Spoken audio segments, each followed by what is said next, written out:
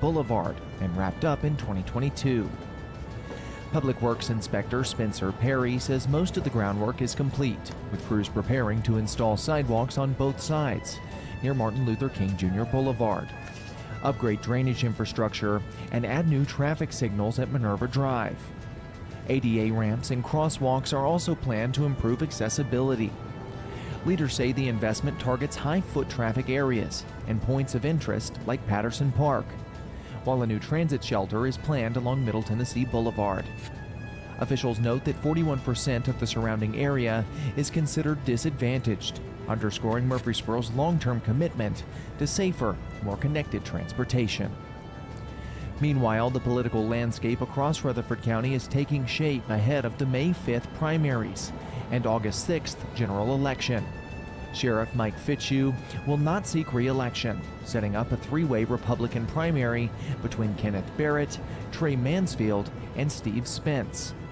In the county mayor's race, Joe Carr faces Republican challengers Craig Harris and Randy Allen. Numerous county commission and school board seats, including races impacting Murfreesboro and Smyrna, will also be decided in the coming months. That's all for now. I'm Dalton Barrett, and I'll talk to you later. The Good Neighbor Network, on air and online at wgnsradio.com. Rutherford County's most trusted source for local news. Rely on the experienced professionals at Prentice Allsup Heating and Air. Whether it's the blazing heat of summer or the bitter cold of winter, let the Marine Pro professionals at Prentice Allsup Heating and Air Conditioning on West College Street keep your home or business comfortable year-round. We service all major brands and in most cases offer same-day service. Call us today at 615-890-1311. Prentice Allsup Heating and Air, your Marine Pro partner heating and cooling contractor on West College Street, just under the Thompson Lane overpass. This is Primetime Sports, WGNS, Murfreesboro, Smyrna, 1019, 100.5, AM 1450, WGNSsports.com, Big GTV streaming video, and always at the game. The game. It's where you've had breakfast with the coaches for decades. It's the Prentice Allsup Heating and Air Coaches Corner, fueled by Donut Country and McDonald's. We'll sit down with the coaches to talk about their most recent games and the matchups ahead. Now from WGNS and Big GTV, it's the Prentice Allsup Heating and Air Coaches Corner. Good morning, everybody. Welcome in on this February morning, wrapping up the month here today. What is today's date? The 21st, I believe. Yes.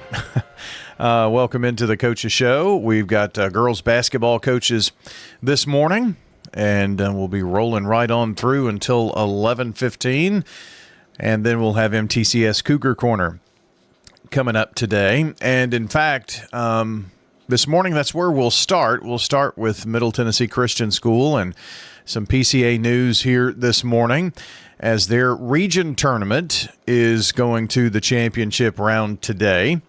And last night, the PCA boys and girls and MTCS girls all won. So what does that mean? Well, first let me tell you, the second-ranked MTCS girls got past Ezel Harding 69-49. A team ranked third. That's right. In the Division II. Fifth-ranked PCA beat Nashville Christian 62-36, and it sets up the fourth meeting of Middle Tennessee Christian School and PCA. This one will be played at PCA because they're hosting the region tournament, and MTCS holding a 2-1 advantage in that, the fourth meeting between the two teams. Now, if you win this game, you're going to get a bye in the state's round of 12, so that means you're going to host a home quarterfinal game. So there you go. Last night, the PCA Lions, no problem with Good Pasture, 78-54 to move to the championship game in boys today. And I had that bracket just a second ago, and I thought I did. But they play this afternoon as well. Middle Tennessee, our PCA boys playing today. So, scores elsewhere from the week Well, not the week, just a few scores. Those were the games last night. Have not been a lot of games played since Tuesday because district tournaments are starting for the D1 teams. And let me just go through that bracket because there's no sense in going through those scores for you this morning at this point. Today at 9 in the 9-4A tournament over at Smyrna High School, we've got girls at 2 and 3:30. Same times for Siegel as well in District 10 4A. Blackman will play Laverne at 2 o'clock. Stewart's Creek will play Smyrna at 3:30. That's girls. Then boys at 5 o'clock, Blackman versus Laverne, and Stewart's Creek will tackle Smyrna. In Division 4, District 10 4A at Siegel, Rockvale will take on Riverdale at 2 o'clock. It's Oakland and Siegel at 3:30. Then at 5 o'clock, we will broadcast this game and the following as well on WGNS. Rockvale versus Riverdale, and that's boys. Then it's Oakland Siegel boys. We are unable to do the girls' game today because we have Middle Tennessee basketball on at 1:30. So you've got a full day of Middle Tennessee women's basketball as they travel to Western Kentucky. Then a couple of district boys' games tonight. District championship game on Monday with consolation for girls. Boys on Tuesday, same in District 9 and District 10. All right, so there you go. Got you that update. The Eagleville girls were winners. I do need to mention that. 90-29 over Mount Pleasant. So they move on to the championship game in their district. And the Eagleville boys are playing, I believe it's this evening. That's right. They're playing this evening to see if they can get to the championship game, which we think they will, and we hope they will. So that's a quick look at the Jennings and Ayers Funeral Home scoreboard and schedule. One quick note, SRM Concrete solid performer, 26 points for Jules Farrell in last night's victory over Ezel Harding. So congratulations to Jules on a great night. She is also a Miss Basketball finalist in the state of Tennessee. SRM Concrete, locally grown, nationally known. Well, we're going to have the show starting here in just a second. Riverdale coming up first, followed by Smyrna Laverne. Bill Hockenberry is going to take you through the first leg of the program today. Then I'll be on for Laverne, Oakland, Stewart's Creek, Rockvale. John will wrap us up with Siegel, Eagleville, and MTCS Cougar Corner. That's this morning, girls edition of the Prentice Allsup Heating and Air Coach's Corner. Stay with us.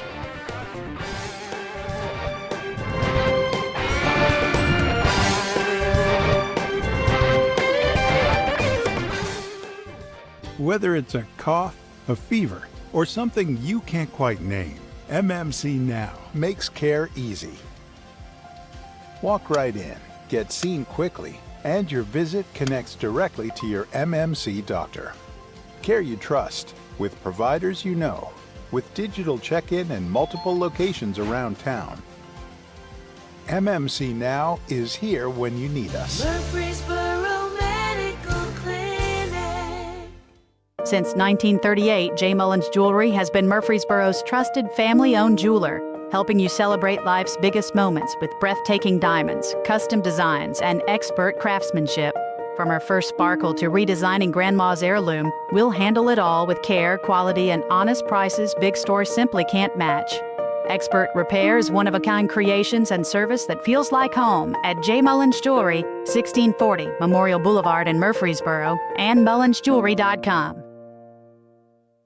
Craig's Tax Service at 142 Heritage Park Drive offers complete tax preparation, financial, and bookkeeping services. This is Brandon Craig with Craig's Tax Service. We're proud to support all Rutherford County athletes. Craig's Tax Service reminds you that it makes sense to get help with your taxes. Call 890-2233 for an appointment.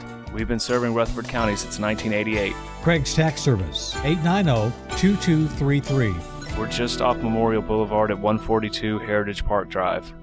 Is your car running like a dream, or does it need a little TLC? At Dr. Automotive in Smyrna, we treat your vehicle like it's one of our own. Let's hear what some customers have to say about Dr. Automotive. Been coming to them ever since he opened up. Good family. I recommend other people to get them repaired here because I knew they would do it and do it right. Been happy to send people to him because I trust what he does so much. We're crazy about him. It's all about the doctor. For quality care you can trust, visit Dr. Automotive in Smyrna. We've got the cure for your car. It's the Prentice Allsup Heating and Air Coach's Corner, fueled by Donut Country and McDonald's on 101.9, 100.5, 1450, wgnssports.com and Big G TV. The Coaches Show is brought to you by State Farm agents Andy Womack, Dana Womack, Celeste Middleton, Alex Williams, Ron Reeves, and Emerson Williams. Like a good neighbor, State Farm is there. I'm Bill Hockenberry, and we are joined this morning by Riverdale head coach Josh Bugg and Riverdale player Lockney Brown. Good morning. How are y'all doing this morning? Good morning. We're doing good. Y'all excited about the district play starting up today? We are. The team's already eating breakfast, and they're going over the scout, and we're going to go back after we finish this and do our walkthrough and shoot around. Yeah, and it's nothing like tournament basketball. I mean, I think it's a great thing playing all the semifinal games on a Saturday, with the new districts, and just give me some of your thoughts on how the new district is and the new format. I like it from a travel standpoint. It's nice because you get bigger crowds, and especially to be able to play it on a Saturday where a lot of people are off. I expect, especially about halftime of our game going into that second game, the rest of the evening should be pretty packed in there. Yeah, and y'all are going to play Rockville tonight or this afternoon at 2:00. Games are at Siegel High School tonight for the District 10 4A tournament. And y'all have had a pretty good little run here towards the end of the season. Good win against Stewart's Creek, another close game against Stewart's Creek, and I know y'all have a little bit of momentum going into the tournament.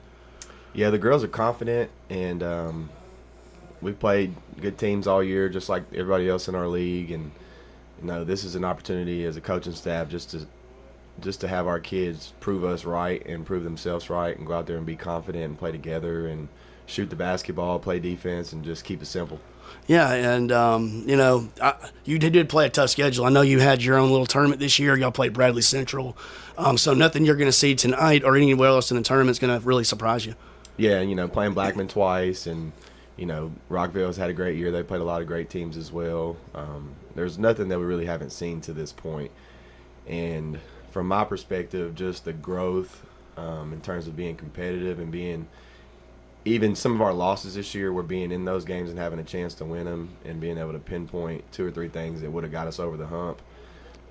Gives you confidence going into playoff basketball because it's 0-0, and the records don't matter at this point, but the work that you've done leading up to this point does, and we've been working hard. Yeah, and you can tell you've gotten better and better as the season is going on. And Lockney, kind of tell us what your feelings are heading into the tournament. Had a little strong finish to the season, and where are you feeling like the girls are at? I feel like we're all pretty confident. We're excited too. So I don't know, just like he said, like we've grown a lot, and I feel pretty good about today. We have a new little plan going in, so. Well, that's good, and that's the big thing about tournament basketball. A lot of people have seen everything on film, and always having those little adjustments people aren't going to be ready for, and that's just part of tournament basketball. Yeah, absolutely. And that's the fun part about being a coach. You can add a couple things here and there to try to give your team an advantage. But at the end of the day, it's going to come down to these players, and we really believe our players are excited about this game and played at Siegel High School against Rockville. It's a great opportunity to put Riverdale's name back out there as being one of the best teams in this area. Yeah, and the Riverdale name is synonymous with all kinds of championships, and y'all know y'all are getting back to that way, and going into today, Lockney, where do you feel like your girls mentally are as far as getting ready to go play a neutral court game against Rockville? You've already played them home and away. Now it's a neutral court game. And, mindset-wise, y'all going to try to get off to a good start, feeling pretty good about that? Is that what your mindset's going to be? Yes, sir. I think we're really focused. Like, win or lose in the past, I don't think we let that affect us or weigh us down. We just, I feel like we stay confident and motivated. So I think that's where we're at today mentally. You know, one thing that I've noticed seeing you play over the years is your motor, and your motor never stops. And you know, where does that come from? Is that something you're just blessed with, that you just love the game so much, you just go after the ball all the time? You know, where does that kind of come from? Just like the love of the game, you know. It's like you gotta want it, so. Yeah, you got to want it, and that's a lot of players, you know, that they don't have that. You know, a lot of times, and I know for Coach Bug, that's got to be something that, Coach, that you really, you know, you don't have to worry about Lockney coming in every single day and giving you everything she's got.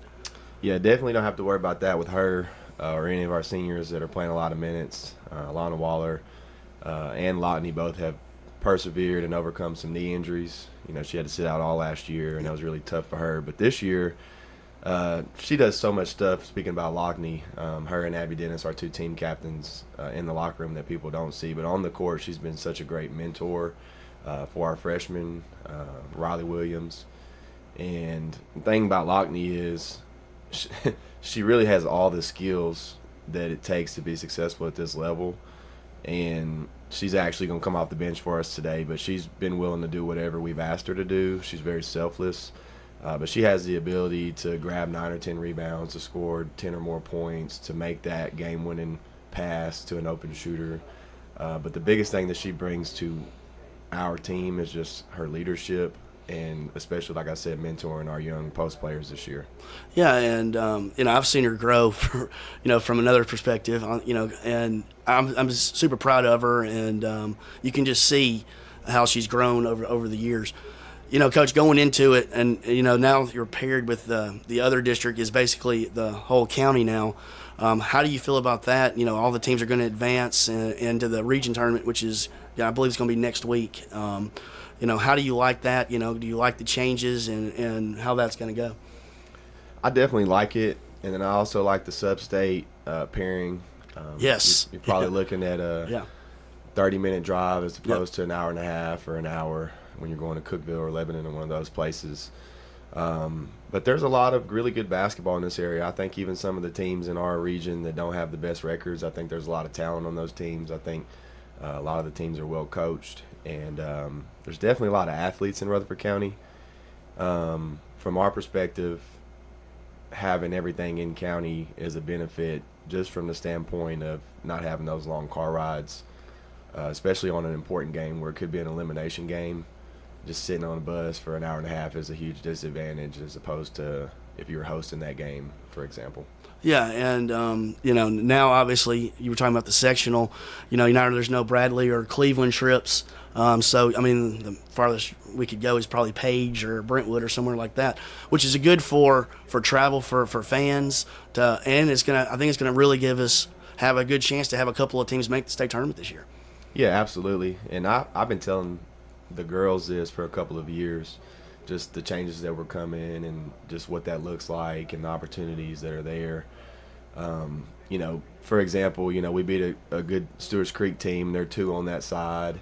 So it gives you confidence knowing that if it's a region quarter game or a region semi game that you're playing someone you've already played before that you've beaten, and not necessarily that guarantees that you'll beat them again, but just gives you a little confidence knowing that it's a familiar opponent and you can just relax and play the game and not worry about the unknowns. What have you talked to your team about? I know, obviously district play starts, but really everybody's 0-0 today. Everybody's record's 0-0. Everybody starts a new season. It all starts over today, and I know that's exciting for players and coaches. And have you addressed that kind of with your team? Yeah, we are. Definitely just trying to shift our focus to guarding. We want to get back into our bread and butter, our man-to-man defense. We want to be accountable for the assignments that we're given in terms of who we're supposed to be guarding. Rockville presents a very quick-paced transition, so we'll have to be locked in on that when we shoot the ball or when mistakes happen, for sure. But the girls are going to be just fine. Abby Dennis is a great leader. Madison Taylor is a great leader. Lonnie Brown's a great leader. Alana Waller's played a lot of basketball for us, and that's the cool thing going into this tournament as opposed to my first and second year here, is we just have a lot more experience on the court. And then I think we're a little bit more athletic at the guard position, and we've got a lot of youth there, so that's going to be exciting to see those girls grow into bigger roles as some of these older players graduate and move out of our program? Well, Coach, you know, it's you do have a lot of upperclassmen and girls that have been around for a while, and that does have to give you a lot of confidence going in there today in this tournament setting and a neutral court setting today. The Lady Warriors play Rockville today at 2 o'clock at Siegel High School. For any fans wanting to get out there and support today, Coach, you know, any final thoughts, you know, heading into tournament play? Our girls are going to come out and fight. That's been one of our themes this year. Our girls love each other. They're a tight group, and it doesn't matter what the scoreboard says. This group is a successful group, and they're amazing, and I think they know that, and they love each other, and so it's going to be just really fun to coach them today and see how they rise to the challenge. Lockney, anything final for the tournament starts? I think we're ready. I'm excited. Well, before we get off, Lockney is our SRM concrete solid performer, locally grown, nationally known SRM concrete. Lockney Brown is our Riverdale recipient of that this week. Coach Bug, good luck to you this week and on into the region, and really looking forward for the Lady Warriors to make a run. Appreciate you, brother. All right, good luck. That is Riverdale head coach Joshua Bug and Lockney Brown. The Coaches Show is brought to you by the law offices of John Day. They've helped thousands of people get the help they need when they've needed it the most. If you've been injured, call the law offices of John Day.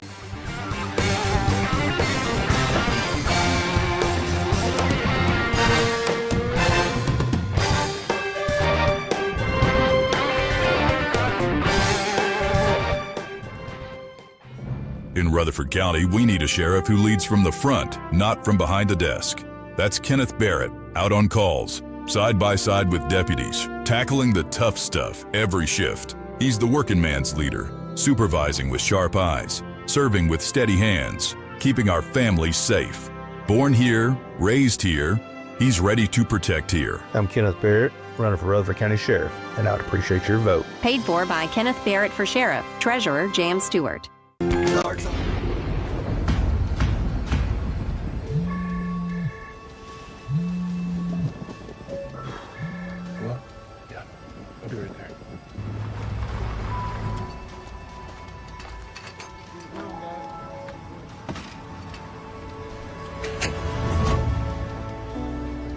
It takes all of us to power a community, both in plain sight and behind the scenes. Middle Tennessee Electric. Bring you 27.5. If you need concrete work done, who would I call? Dan France Concrete. Here's why. He's local. He attended Walter Hill Elementary, Oakland, and MTSU. He served our community as a school resource officer for 9 years, and he's involved in the community. This is Dan with Dan France Concrete, wishing all Rutherford County student athletes a great season. Study hard, play harder, and be safe. Dan France Concrete is a licensed and insured residential and commercial concrete construction contractor serving Middle Tennessee. Check out danfranceconcrete.com online to see some of their work. At Middle Tennessee Electric, we see the lines that link us all, illuminating our neighborhoods, empowering our businesses, and helping us to recharge.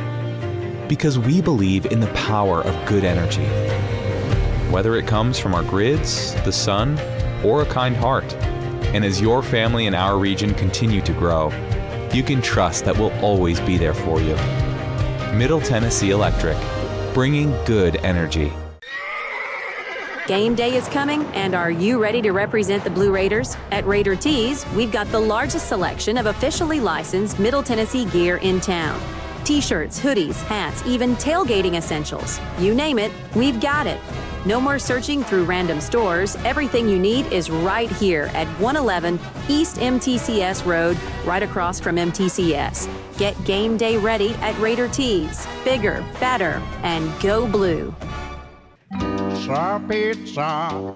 You can now order Murfreesboro's favorite pizza online at sirpizzatn.com. We've made ordering online a breeze from sirpizzatn.com. Tap on the location nearest you and begin your order for carryout or delivery. You can order the Royal Feast, create your own, spaghetti, calzones, everything right from our online portal at sirpizzatn.com. Sir Pizza, you made me love pizza again. Rely on the experienced professionals at Prentice Allsup Heating and Air. If your old unit needs a tune-up, the professionals at Prentice Allsup Heating and Air service all major brands and even offer same-day service in most cases. Keep your home or business comfortable year-round. Call us today at 615-890-1311. Prentice Allsup Heating and Air, your Rheem Pro partner heating and cooling contractor on West College Street, just under the Thompson Lane overpass. Online at PrenticeAllsup.com. It's the Prentice Allsup Heating and Air Coach's Corner, fueled by Donut Country and McDonald's on 1019 100.5, 1450 WGNSsports.com and Big G TV. The Coaches Show is brought to you by SRM Concrete, the largest ready-mix producer in the country, yet still family-owned and operated, locally grown, nationally known. SRM delivers unmatched quality and service. SRM Concrete. You call, we haul. And I am Bill Hockenberry, and we're going to welcome in this morning Smyrna Lady Bulldogs head coach Lonnie Drayton. How you doing this morning, Coach? Hey, pretty good, man. How's it going? Doing good, buddy. Good to hear from you. Yeah, you too. How are you? I know it's already that time of year, district tournament play, and you got a big rivalry game today with Stewart's Creek. I know you got to be excited about that. Yeah, it's crazy that you get to see them 1 week ago from today, and we've been it's just as well as I do when you play that game, when you play one of those rivalry games, you just never know what to expect. A lot of emotion, a lot of energy in the air, from both sides. So you just never know what to expect going in. You lose sleep as a coach. You just wake up and it's like, here we go. So it's time to roll the balls out. Yeah, and it's exciting. You're going to get to host this tournament today, and you're going to be hosting Stewart's Creek today at 3:30 at Smyrna High School. And you've had some. Your team has really improved this season. You've had some really good wins, and talk about the games with Stewart's Creek you've had already this year. Yeah, last week when we played them, it was the first time at home to play them. The score definitely is not indicative of the game. Fourth quarter, we had the ball. We're down by 4 points with 4 minutes left in the game, and had a big time an ankle sprain that really cost us our point guard. And we went, and it was a little hard readjusting for our team, and it got out of hand in the last 4 minutes of the game. So, but hopefully, I don't know if she'll be 100%. She wants to be 100%, our little point guard, but hopefully she'll be able to handle some pressure situations and get the ball up. But we just need some girls to step up. So hopefully they will this time instead of taking a back seat. Yeah, what's going on. Yeah, and it's exciting, too, with the new district format. Everybody's in the region. It's all in the county for the district and in the region. And you've played everybody that you're going to see between here in the region, So yeah. I know your girls got to be confident from that standpoint. Yeah, it's cool having an actual chance to play everybody in the region. It's a little tough as far as this region is. I think it's wide open. You even look at Blackman girls against Laverne girls last week. That was a close game in the fourth quarter. So it's about styles making fights, I guess you could say. And like I said, roll the ball out at this time of the year. We just never know what's going to happen.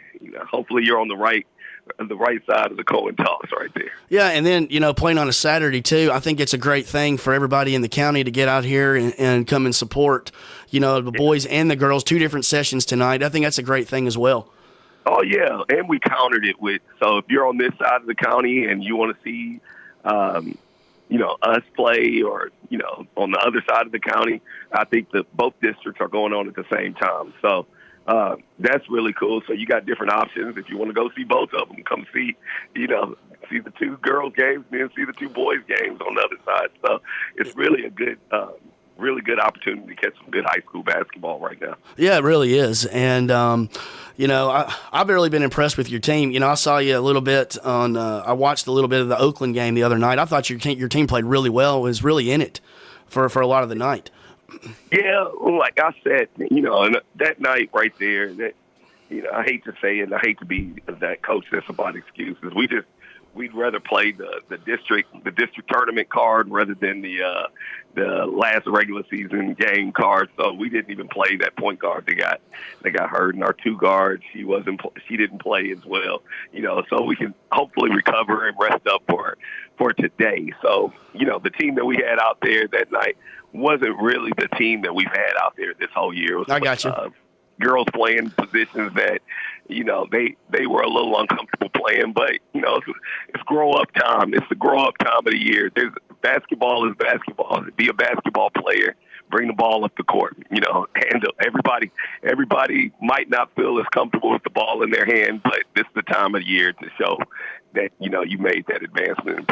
And you've had success in postseason for a number of years. What do you tell your girls going into it? I know it's 0-0. Everybody's 0-0. It's a new season. It's kind of exciting. I can hear it in your voice. You're already pumped up about for tonight's game.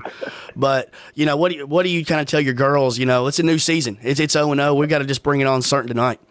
Exactly. Well, basically, you tell them that you never know. We even used the 1983 NC State Wolfpack. Oh, yeah. But, at this point, you really never know. Crazy things happen in March. That's why they call it March Madness. And we tell our girls, you never know. It's February, but we consider it March Madness. Yeah, it's technically March. Right. But, if you go out there at this point, you really roll out the game tape and everything that's out there. Everyone's been scouted. Everyone knows everyone's plays. So at this point, you go out there and you got to fight. It's going to be a scrappy. It's going to be the gritty. It's going to be that team that is willing to do what the other teams aren't. And hopefully, we'll be the girls that like I tell them every game, when it's when you get punched in the mouth, it's about how you react to it. So hopefully we'll be the team that when they get punched in the mouth, we punch back. So if we are, we'll be competitive. We'll be right where we need to be. And if we're not, we'll be enjoying some good basketball from the sideline. Yeah, and I'd just like to get your perspective too. I know you talked a little bit about it. How did you like the 4-team district this year? There's some other teams across the state that have had these 4-team districts for years. We used to have these 6, 8, 7, 17, 18 districts. How did you like that this year? Was it better? Was it harder? What did you think about that? Yeah, I thought I had mixed emotions on it. I thought, and of course coaching softball as well. It's the same 4-team, but you got double elimination and you go home. They only take the top 2 teams, and it's always been like that. So I like the fact that all 4 teams. I just don't know if all 4 teams, at this point of the year, if all 4 teams are deserving, the whole way. So, it's really hard. It's really hard to see it. It's really hard to just really talk about it right there because I don't know. We'll have to see how it plays out. Yeah. So, but, the fact that every kid gets an opportunity to go to a region is a good thing. But, I feel like, the region tournament is a special place. That night is a special place, and, you should have to fight. You should have to fight to get there. And, that's just my personal opinion, right? Yeah, that region, there's nothing really, especially that region semifinal night when it's all on the line. Two teams are going to get to go to that sectional or sub-state, and 2 teams are going home. It's just, there's nothing like it. Exactly. It's stressful. It's stressful, but it's a very special night. Yeah, and you talked a little bit about where your team's mindset is. Do you feel like y'all are ready to go? You feel like y'all are ready to go here today? And I know it's going to be a huge crowd. I'm sure there's going to be a lot of Smyrna Heights students at the game, and you're going to have a good crowd probably from Stewart's Creek as well. Should be in an outstanding environment today for that game. Right. Well, I think our girls are properly prepared. Unless Stewart's Creek brings LeBron's daughter in there, we pretty much know their personnel and they know our personnel. So I think with what we had and seeing them as shortly as last week, we know what we know what to expect from them. They know what to expect from us. Like I said, now it's the time. The grittier team, the tougher team, And I know it's real cliche, Bill, but we, you have to be at this point. There's girls and boys on both sides that at this point of the year that, deep down inside, and I talked to my team about this yesterday, deep down inside, there's some people that, really want their season. Maybe they want to move on to flag football or baseball or softball or something, and that's in the back of their mind. And I said, what the mentality that we have to have is, even if you in the back of your mind want that, you got to understand that there could be 12 girls in this huddle right now, 13 girls in this huddle right now that don't.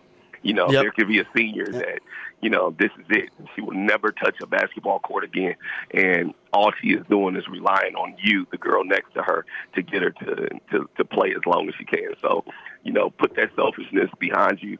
Put anything like that in the back of your mind, away from you right there, and go out there and do what you signed up for and get her to the next spot.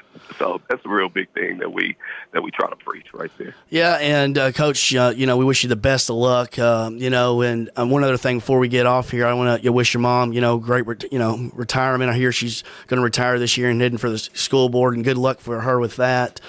She's one of the best. She's one of the best. Hey, I really appreciate that. I can't wait to see what happens after. Yeah, absolutely, Coach. Good luck today. This is Smyrna Lady Bulldogs head coach Lonnie Drayton, and good luck today. The Coaches Show. The Coaches Show is brought to you by JHA Company, Josh Houston and Associates Jewelry, leather jackets, yearbooks, graduation products, and more. Online at jhacompany.com.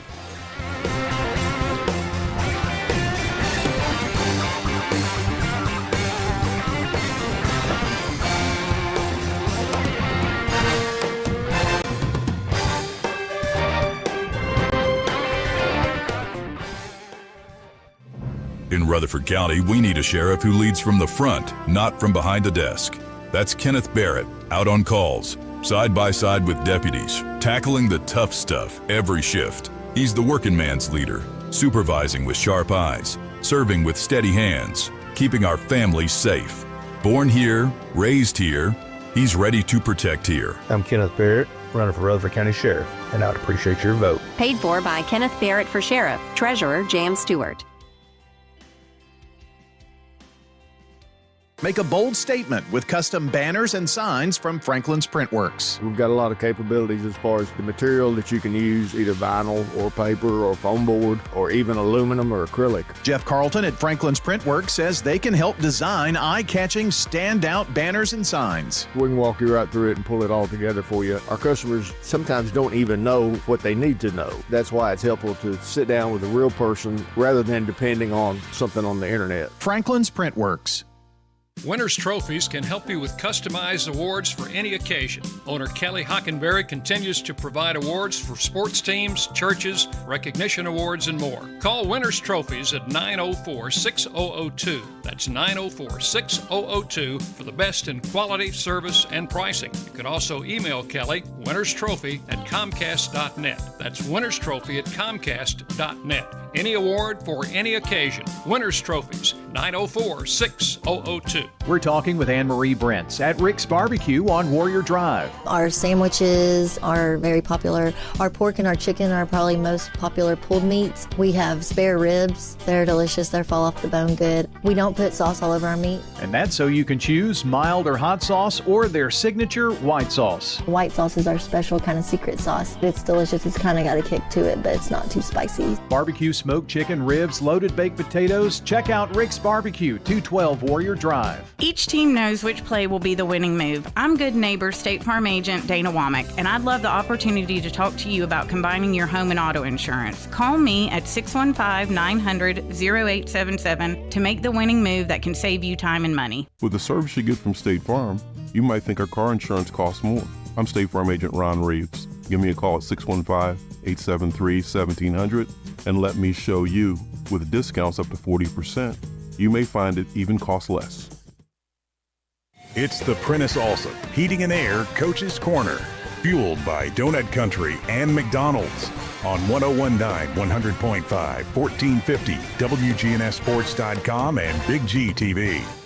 The Coaches Show is brought to you by Rick Hall with Rayburn Insurance Agency in Smyrna. Give Rick a call for auto, home, business, and life insurance needs. Find out more at rayburn.net. And I'm Bill Hockenberry, back and welcoming in right now Lady Blaze head coach Jennifer Grandstaff. And Coach, I know there's nothing better than tournament play in this time of the year. And good morning. And how are you doing this morning?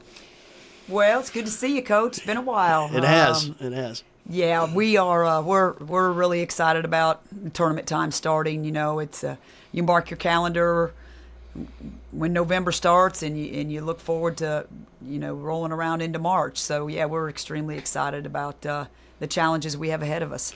And before we get into today in the tournament, just kind of get your thoughts a little bit on how did you like the new district format? 4 teams. I know.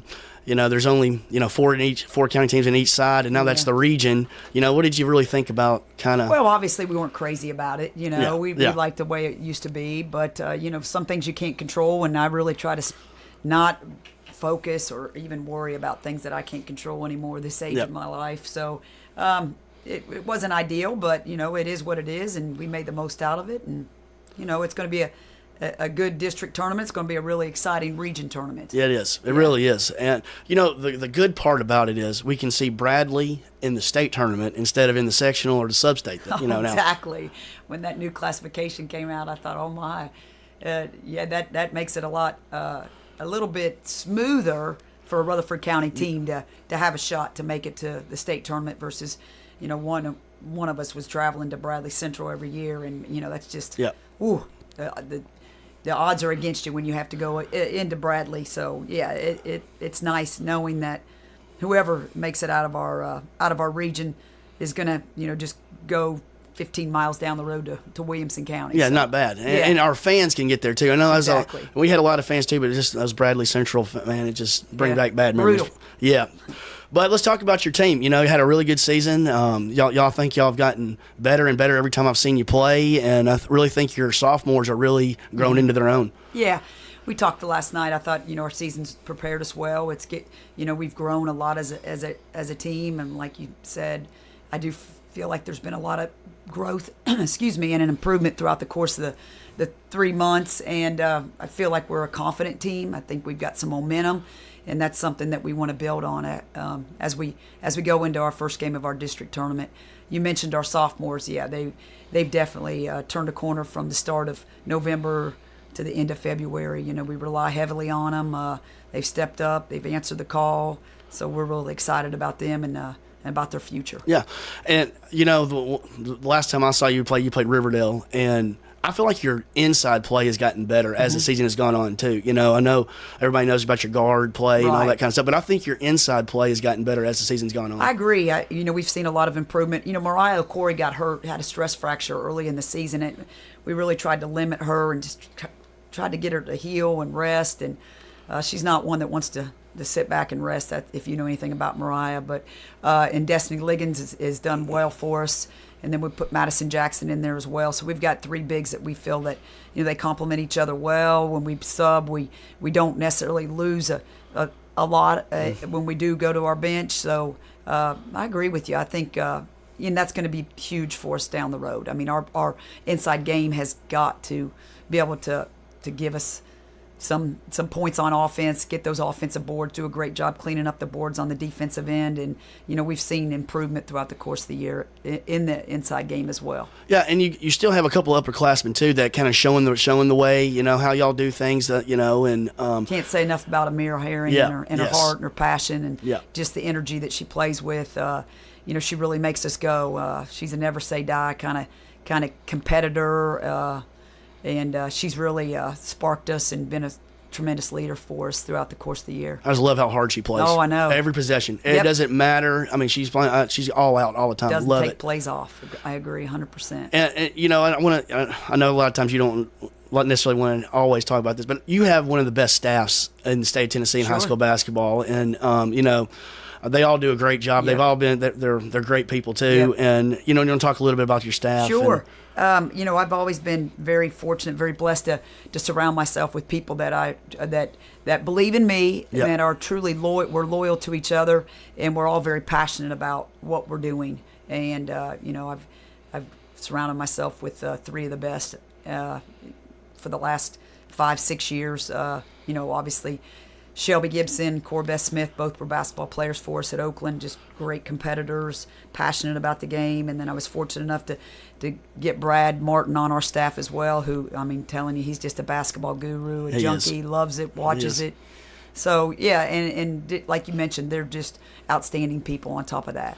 Yeah, and the level that those two, especially Shelby and Corbett played, bringing that every day to practice. Oh, yeah. That just kind of bring your girls up to that next level. I don't think our kids realize what tremendous basketball players they were, and how competitive they were. And I try to bring it up to, and they just, kids don't want to hear about that stuff anymore. But yeah, our kids are really fortunate to have those people involved in our program, and for our staff to invest in those kids. One day they'll look back and realize how fortunate they were. Yeah, they really don't understand what they have at this point. They really have the best coaching they could possibly get. Let's talk about kind of what your mindset is here. You start district play today, 0-0, starting over. And your teams always seem to really peak this time of year. And I think this is probably going to be another year you're going to do the same thing. We got our hands full against Laverne. They gave us a great game at their place a week ago.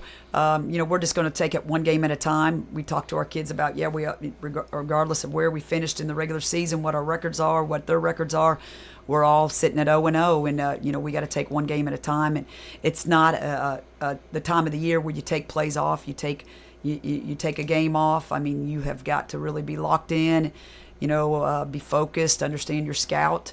Play hard for each other, and I'm confident that we're going to do that for each other. Yeah, and that's the biggest thing. I think a lot of times, and I think one of the other coaches this morning said this too, a lot of teams that want to keep going, they go the farthest, and you got to want to. Oh, and, now you have some distractions of flag football for some of these girls. Some of them, I don't know how many of you play softball, but they have some of the distractions of other things. AAU coming up for a lot of them too, and we know that's a big thing.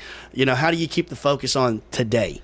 It's funny you say that, because in the years past I did hear a lot of that chatter about flag football and AAU. They couldn't wait for AAU or this, that, and the other. And it's nice. I really think that they are. Number one, they really enjoy each other. So they enjoy coming to practice and spending time with each other. And that's right there's a blessing. When your kids want to come in and hang out with each other and spend time with each other and get better. And when you have that, you're very fortunate. And right now we do have that. Our kids work hard. Our younger kids have had so much success in middle school that they kind of understand what it's all about this time of year. They're very hungry to get back into play in those big tournaments again. So, we're just fortunate that where they've come from. And with our upperclassmen, they were fortunate enough to be in those experiences as freshmen. And I think they're just as hungry to be able to, see what, give it all their all and see if they can put themselves in a position to get Blackman up back to where, our goals are, where our sights are set. Yep. And, I want to talk about one of your players that, stood up for me the last couple of years, one of your sophomores, Layla Hall. Yeah. And she reminds me a lot every time I watch her play. She reminds me of LaQuinta Jefferson back in the day. She's very similar characteristics. And I think she's gone to a different level this year. I've seen her making more outside shots consistently, and she's making some better, plays mentally. And you just talk about the growth of Layla. Oh, she's obviously came in as a phenomenal athlete as a freshman, but she's really had to step her game up. The competition, the athletes bigger, stronger, faster than what she was used to playing. The level of competition, obviously, a lot better day in and day out. But she has, she has really improved her game. She's gotten stronger at attacking the basket. She has invested time in her outside shooting. The thing about Layla, man, she draws so much attention when she does have the ball, and boy, she's got such a great court vision and just a good basketball IQ that she's just able to make those tough passes. She is. That's what you need. It's a great pass to an open man when she draws 2 or 3 defenders, and just been unselfish. Layla's really stepped up for us, and the great thing about Layla, she's just a sophomore. Yeah, just a sophomore. So much ability, so much God-given talent, and her work ethic's definitely improved. Yeah, and before we go any further, Layla is our SRM Concrete Solid Performer, locally owned, nationally known SRM Concrete Player of the Week for the Lady Blaze. Great. But she really is, she really has grown, and your point guard too.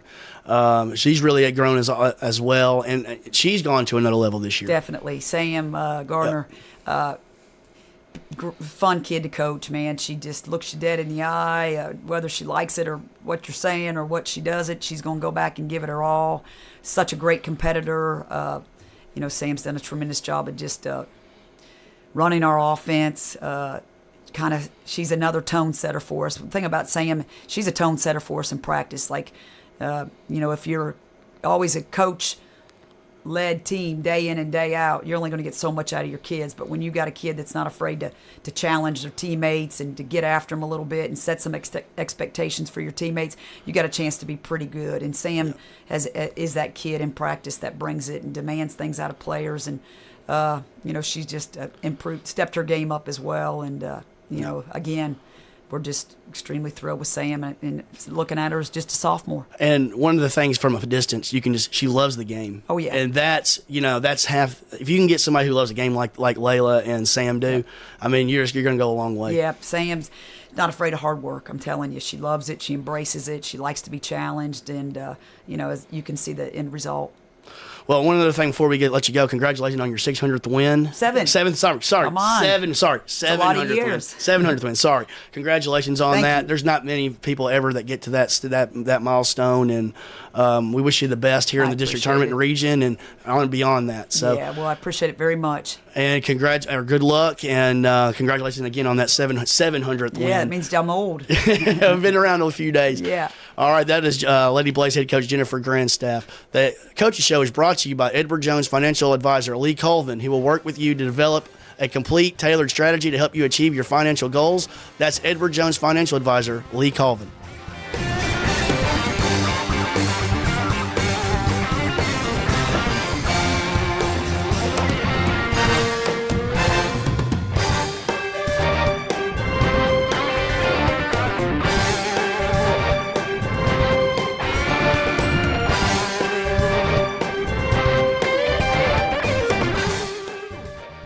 Hey, Rutherford County sports fans, from auto, home, renters, business insurance, and more, trust your local State Farm agents. Celeste Middleton, Ron Reeves, Emerson Williams, Alex Williams, Dana Womack, and Andy Womack.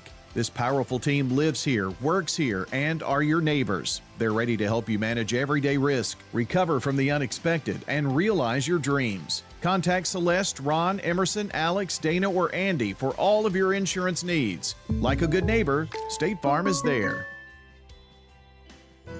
Tennessee Orthopedic Alliance takes great pride in treating local athletes here in Rutherford County. Experts in joint, bones, and muscles. And with over 65 specialists, TOA has a playbook to get you back in the game. To request an appointment, visit TOA.com or call 855-NEED-TOA. Tennessee Orthopedic Alliance. TOA. Live your best life.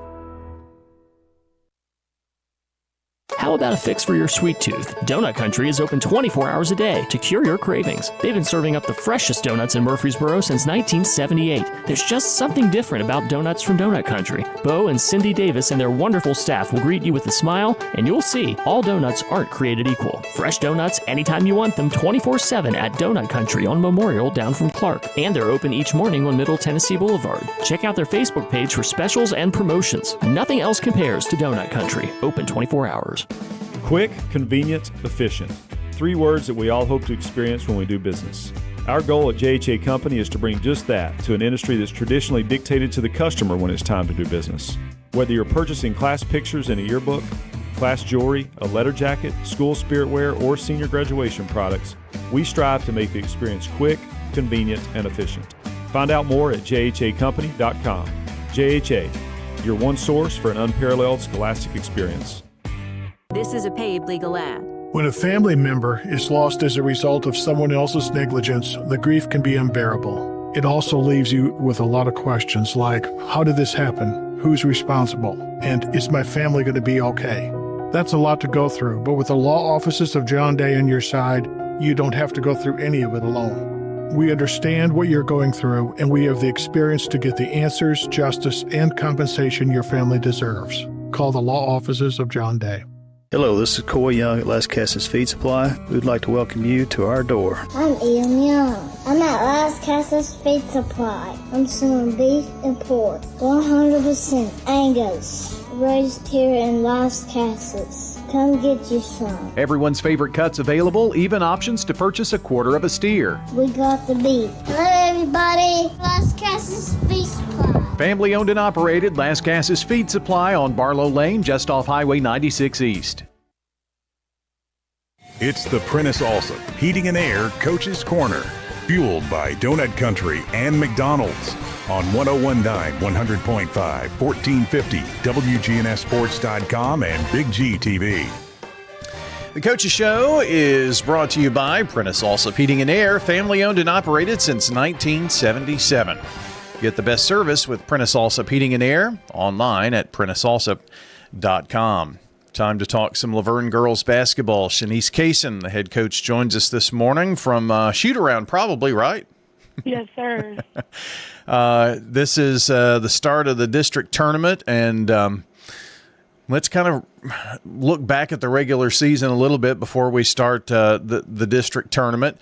Wound up, working out the 3 seed, I think, in the tournament, right, for you? Actually, we flipped a coin. Oh, yeah. And we got fourth. We split with Smyrna, so we had to do the little tiebreaker there, and ended up getting fourth due to the coin toss. Heads or tails? I mean, I went with heads, man. I had a good feeling, but the feeling failed. yeah, you never know. Yeah. First year, I guess, in coin toss. That tells you something about the district this year, and to me, one of the storylines of this girls basketball season, I think, has been the growth that we've seen not only in your team but also Lonnie's team, and that kind of gives us this back and forth a little bit and the split in the regular season. But we've seen some things that say we're on the right track. Do you feel like you're at that point now? I think we've grown a lot. We're not the same team that we once started with. I think they've had time to get acclimated to what exactly I'm asking for. I think that they have grown to be patient, grown to get a better understanding of the flow of the game and what is needed at any given point of the game now. So I think we're actually in our flow and in our rhythm. I've always been told that you want to play your best basketball towards the end of the season, and I think that's where we are. Our last 3 games has proven it against Siegel, Oakland, and Blackman. I just think we played really, really well compared to where we were at the beginning of the season. Is the speed of the game one of the hardest things to, you really can't teach that, but is it one of the hardest things to understand and comprehend and try to slow it down for players? I think it is. But it's also, when you got a new coach coming in and you have kids that have been with another coach for a very long time, they're used to a certain way of playing, and not necessarily saying that it's wrong or that it's right, but each coach comes in with a different mentality and a different mindset. Sometimes we need to play fast, and sometimes we need to play slow. I think teaching kids at this age pace is the hardest thing, not necessarily to play fast, but what is the change of pace of the game. Looking back at the last few games of the regular season for you, a loss to Smyrna, and it was very close. Then a 3-point loss to Oakland, which finished number 2 in District 9. And then you get the win over Siegel from District 9 and Blackman on senior night. Man, that was a close game with state-ranked Blackman, number 5 in the state. Yeah, I think my girls came out. I think the Smyrna game kind of gave them a wake-up call, and I kind of went off. And I think they understood the wrath that I was throwing down, and they reacted how I would like for them to react. They came out, and I think they played completely different. And that's how I've been trying to get them to play all year. So I think that the mentality that we have coming into today against Blackman is the same that we had when we were here.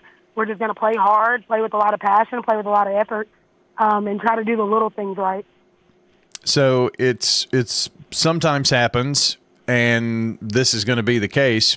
The last game that you played is going to be the first game that you play in the district tournament. So what about that turnaround? Do you try to put in new wrinkles? How do you handle playing a team back-to-back into the regular season and then start of the postseason? Yeah, I think we go into it with the same mindset. I know that she'll make adjustments, and we've made some adjustments as well. But I think that you don't change too much because you've been trying to preach all year what you're looking for, and when you start throwing things at these kids that are new and that they are not used to, I think that's when you start to see the turnovers and all the things starting to accumulate. But I think we're just going to stick to our regular game plan and just play hard. Mm-hmm. Shanice Cason with us, Laverne girls basketball coach. Coach, you want to see, as the season goes along, you want to see an upward trajectory of how things are going, in that bell curve, if you will, and going into postseason, you want to be kind of on the rise and get hot right there. Some teams you hear about, well, they peak too early. We've seen that with some really good basketball teams, and they're hot as a firecracker, in the second half of the regular season, but toward the end it kind of rolls off, and then all of a sudden they have tough time in the tournament. Do you feel like you're on that upward motion here going into the postseason with your girls now that you've gotten the first 2/3, kind of consider the first third of the season, the preseason games and all those games before Christmas, and then district tournament or district play, and then we talk tournaments in the last leg here. Do you feel like you're kind of moving on that upward trajectory here? I do. I think my seniors, Alexia Buggs and Azranique Sistrunk, I think they do a good job of knowing what we want and knowing where we want to go. And I've literally put the ball in their hands. I've had a post player step up this season, and they're playing some of the best basketball. Like I said earlier, we want to play the best basketball at the end of the season. Get all the wrinkles out in the very beginning.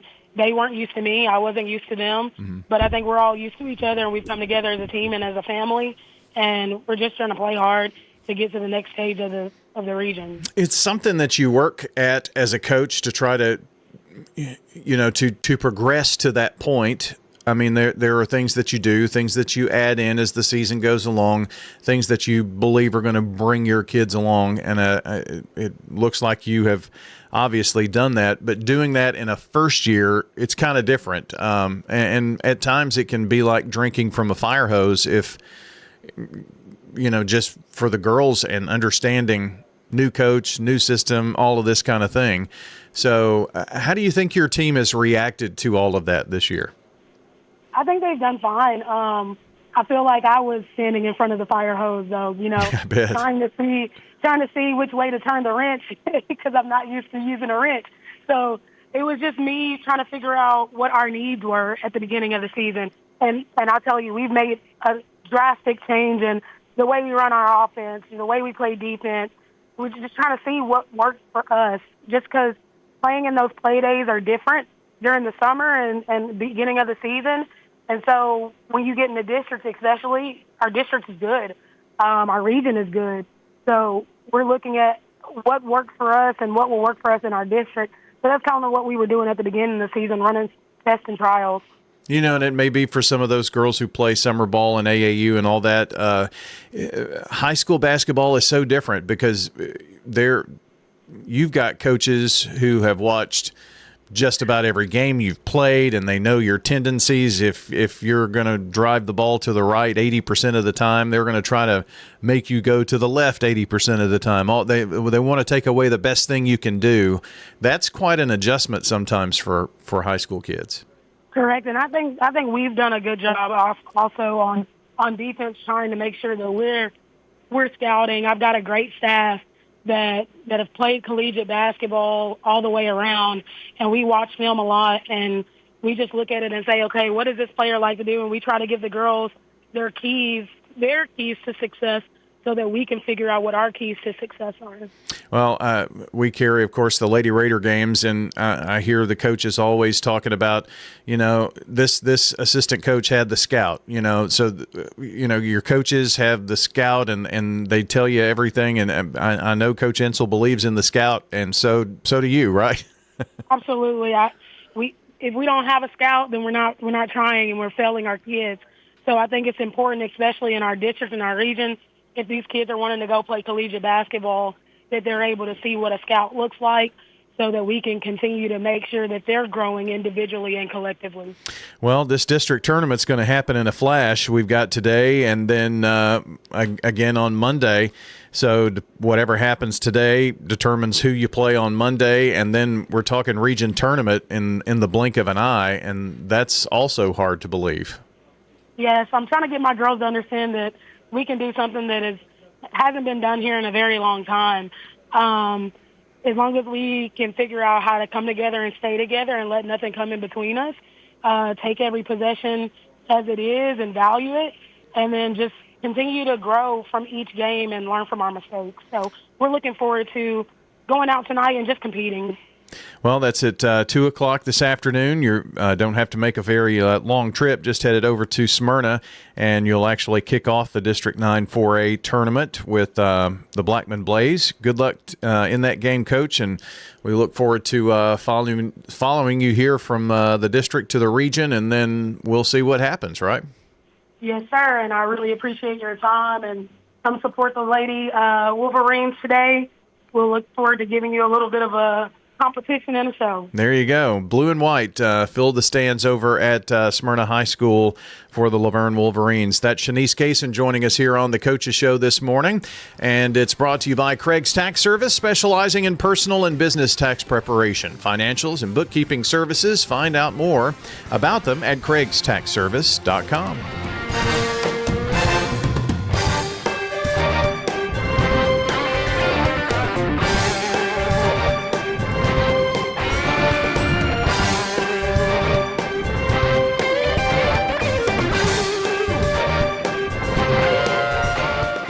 If you're near retirement or thinking about retiring, you probably have a lot of questions.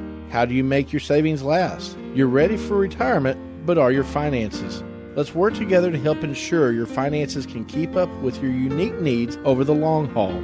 I'm Edward Jones Financial Advisor Lee Colvin.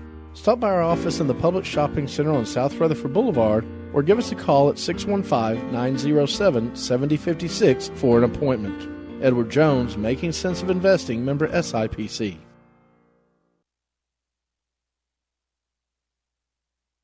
Rely on the experienced professionals at Prentice Allsup Heating and Air. Whether it's the blazing heat of summer or the bitter cold of winter, let the Rheem Pro professionals at Prentice Allsup Heating and Air Conditioning on West College Street keep your home or business comfortable year-round. We service all major brands and in most cases offer same-day service. Call us today at 615-890-1311. Prentice Allsup Heating and Air, your Rheem Pro partner heating and cooling contractor on West College Street, just under the Thompson Lane overpass. Choosing the right insurance can be overwhelming. That's where Rick Hall at Rayburn Insurance comes in. At Rayburn, we're not just about policies, we're about people. Rick Hall will take the time to understand your needs and find the best coverage at the best price. We've been serving our community since 1973. So why not let Rick Hall take the stress out of insurance? Rick Hall at Rayburn Insurance Agency, where you're more than just a policy number. You're our neighbors. Since 1938, J. Mullins Jewelry has been Murfreesboro's trusted family-owned jeweler, helping you celebrate life's biggest moments with breathtaking diamonds, custom designs, and expert craftsmanship. From our first sparkle to redesigning Grandma's heirloom, we'll handle it all with care, quality, and honest prices big stores simply can't match. Expert repairs, one-of-a-kind creations, and service that feels like home at J. Mullins Jewelry, 1640 Memorial Boulevard in Murfreesboro, and mullinsjewelry.com.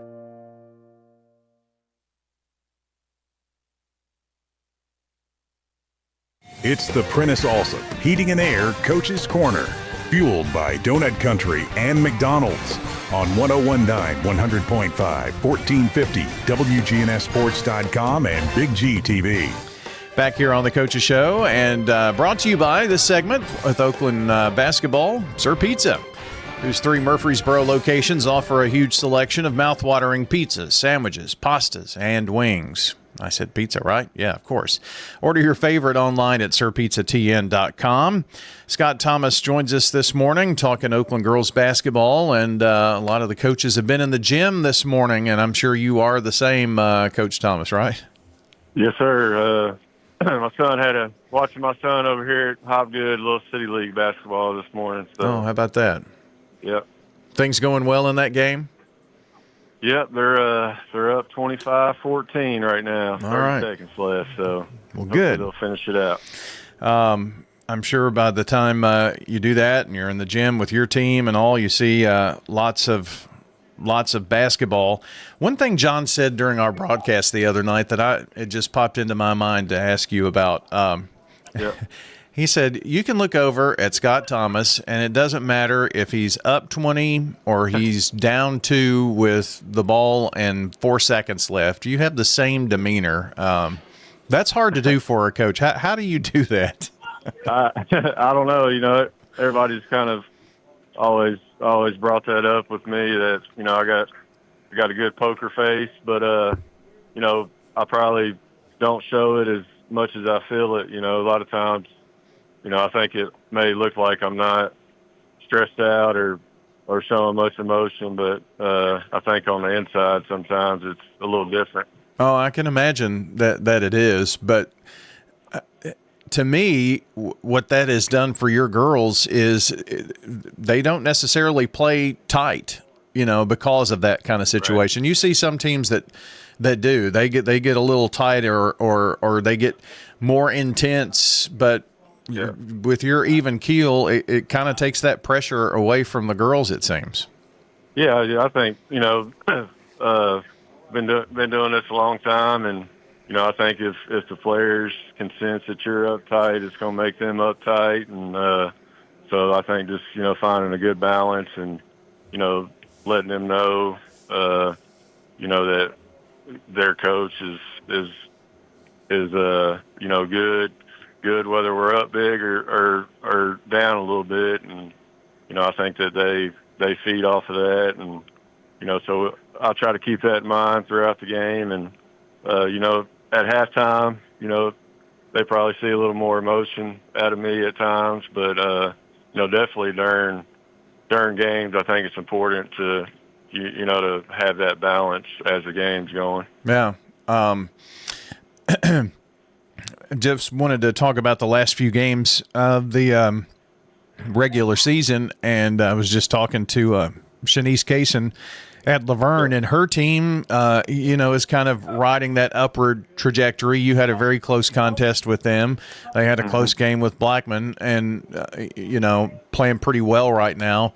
You know, there's a thing to be said about peaking too early, and where do you think that you are on that bell curve right now? Are you peaking at the time you want to peak here going into the district tournament play? Yeah, I mean, I think, you know, you watch our last few game films. You know, I think we're starting to play more as a team. I think our kids are getting excited for each other when we do something well. You know, I think our bench has had good energy on the bench. You know, so I don't think we're shooting the ball where we need to right now. You know, especially from outside, but you know, I think as far as, you know, not playing selfish, playing as a team and, you know, playing with confidence to win games is one thing that we're doing pretty well right now. And, you know, I kind of just been telling them, you know, at this point in the year, you know, everybody's kind of back to 0-0 and, you know, everything we've done, good or bad up to this point, you know, really doesn't have a factor on you know what we do going forward. So you know, we're trying to build on the positives from each game and, you know, get better at the stuff that we need to work on. You know, and you go through the regular season, you play a pretty grueling schedule. Got that 10th win over a Smyrna team, which gave you a lot. I know they didn't have their best player probably on the floor that night, but still, we did that game on the air, and you did have some, especially first half struggles from the field, shooting the ball, especially around the arc, but things came around in the second half, and you made some adjustments against another team that you could possibly face in region play. Yeah, for sure. There's not a game where, on our schedule this year where we've just walked into it knowing for sure that we're going to come out with a win. Even today with Siegel, both times we played them, it's been, great games all the way up to the fourth quarter, and, Coach Weekly's doing a great job with them. So I know they're going to be ready to play today. So we just gotta continue to shoot the ball with confidence and not get too down when we're maybe not making them, and just focus on the next shot, next play mentality. We have Scott Thomas joining us this morning talking Oakland girls basketball. The last time you played Siegel, it was a 47-35 victory. In fact, Coach, you finished 4-2 in district play, and those two losses were to the team that finished number one in Rockvale. I think you were able to put a little separation between yourself and the other teams in the district, which is not a ton with just 4 teams in the district, but that's kind of where you wanted to be and set yourself up, I would think. Yeah, I mean, our goal coming in was finishing one of those top 2 spots. And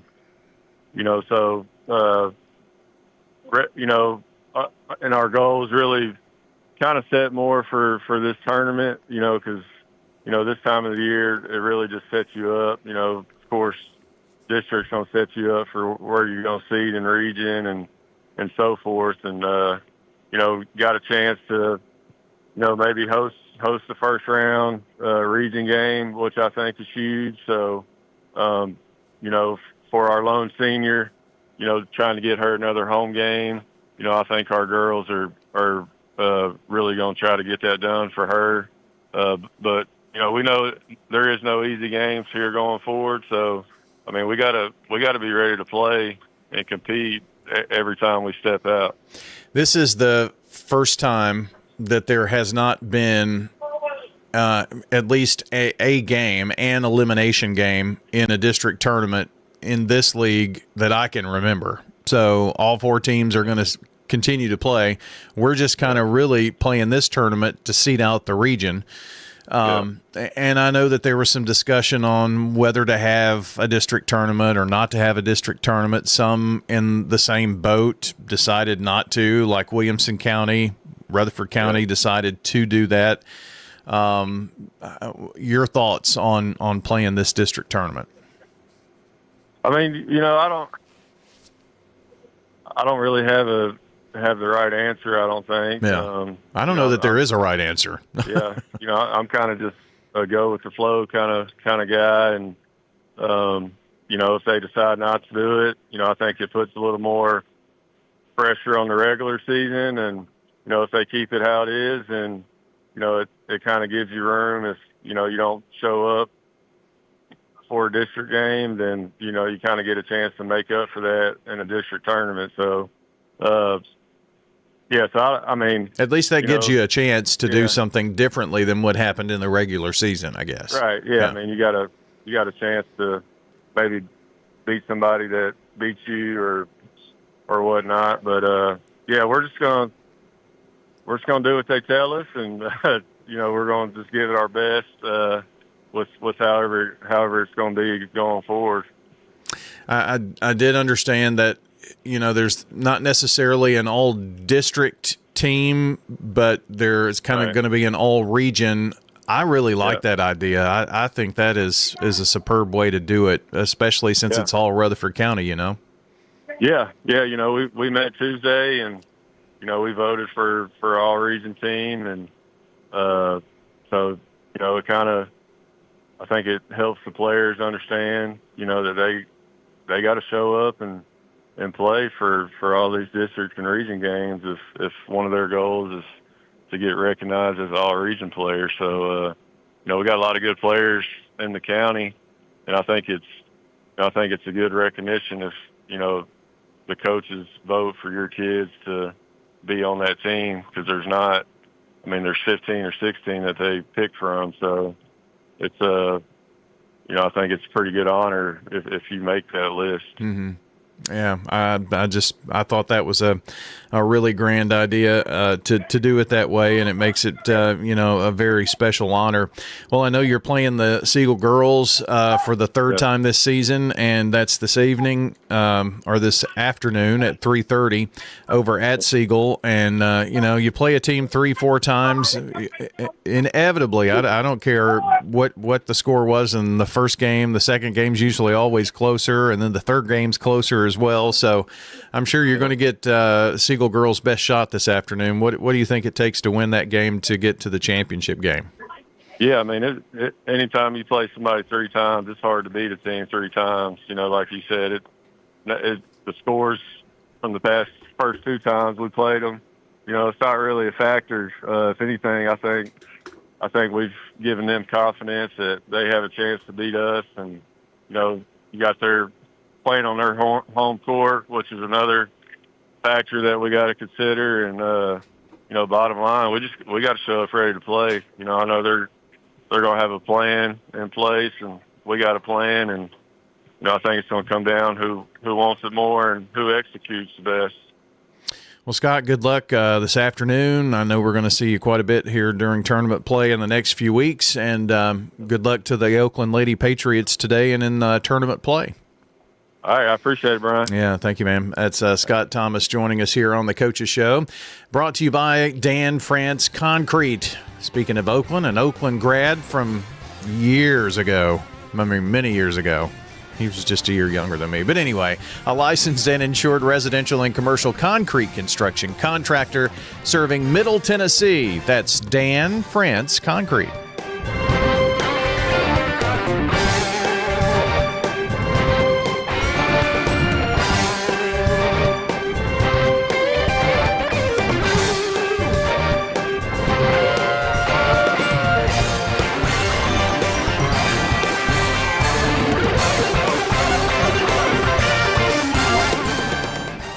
At Maples Realty and Auction, we handle traditional sales, auctions, and property management. And we have a development called The Maples with local builders and amenities. I'm Betsy Maples, and this is our team. It's our people. That's the difference. Call us today and let us help you get your property sold. I refer a lot of clients to Maples Realty when we have real estate issues that are coming up.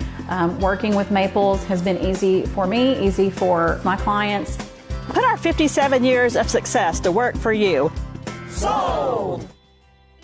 At Dr. Automotive in Smyrna, we're committed to providing local car owners with top-notch auto repair services. Let's hear what some customers have to say about Dr. Automotive. I just really appreciate Danny and his whole team. I always feel like I'm going to get great service and the right outcome. You just don't find any better people. He's always been very good. We've got the cure for your car. Dr. Automotive, keeping your car running smoothly, mile after mile. Visit our website, smyrnaautorepair.com. In Rutherford County, we need a sheriff who leads from the front, not from behind the desk. That's Kenneth Barrett, out on calls, side by side with deputies, tackling the tough stuff every shift. He's the working man's leader, supervising with sharp eyes, serving with steady hands, keeping our families safe. Born here, raised here, he's ready to protect here. I'm Kenneth Barrett, running for Rutherford County Sheriff, and I'd appreciate your vote. Paid for by Kenneth Barrett for Sheriff, Treasurer Jam Stewart. Clark's Auction Company will get you top dollar for your property. Auctions are easy, fast, and profitable. You have a staff that comes to your home. They walk you through it. It's been my experience. What I thought I should get for my home, I got much more for it. Call Parks Auction and Realty or visit parksauction.com. Clark's Auction Company will get you top dollar for your property. Clark's Auction Company, committed to auction excellence. Sold it to you, 27.5. It's the Prentice Allsup Heating and Air Coach's Corner, fueled by Donut Country and McDonald's on 101.9, 100.5, 1450, WGNSsports.com, and Big G TV. Here on the Coaches Show, this Stewart's Creek segment brought to you by Rick's Barbecue, serving up the best smoked barbecue, ribs, and many local favorites out on Warrior Drive, locally operated by Anne-Marie Brentz and the Lanning family. She could hoop it up back in the day, probably still today. Hannah Jones joins us this morning, Stewart's Creek girls head basketball coach. Good morning, Coach. How are you doing? Doing great. How are you? Doing well. Here we are, postseason. It seems like, I will say in many ways it feels like it went very quickly, and others maybe not so quickly. Yeah, it's. I think you're exactly the same thing. But I'm glad it's finally here. Yeah, it's been a regular season roller coaster for just about every team here, just trying to find their way through. And, first year, I'm sure that has been the case at Stewart's Creek. How do you feel the first half went? And maybe talk a little bit about some of those, talk about that roller coaster ride you've been on.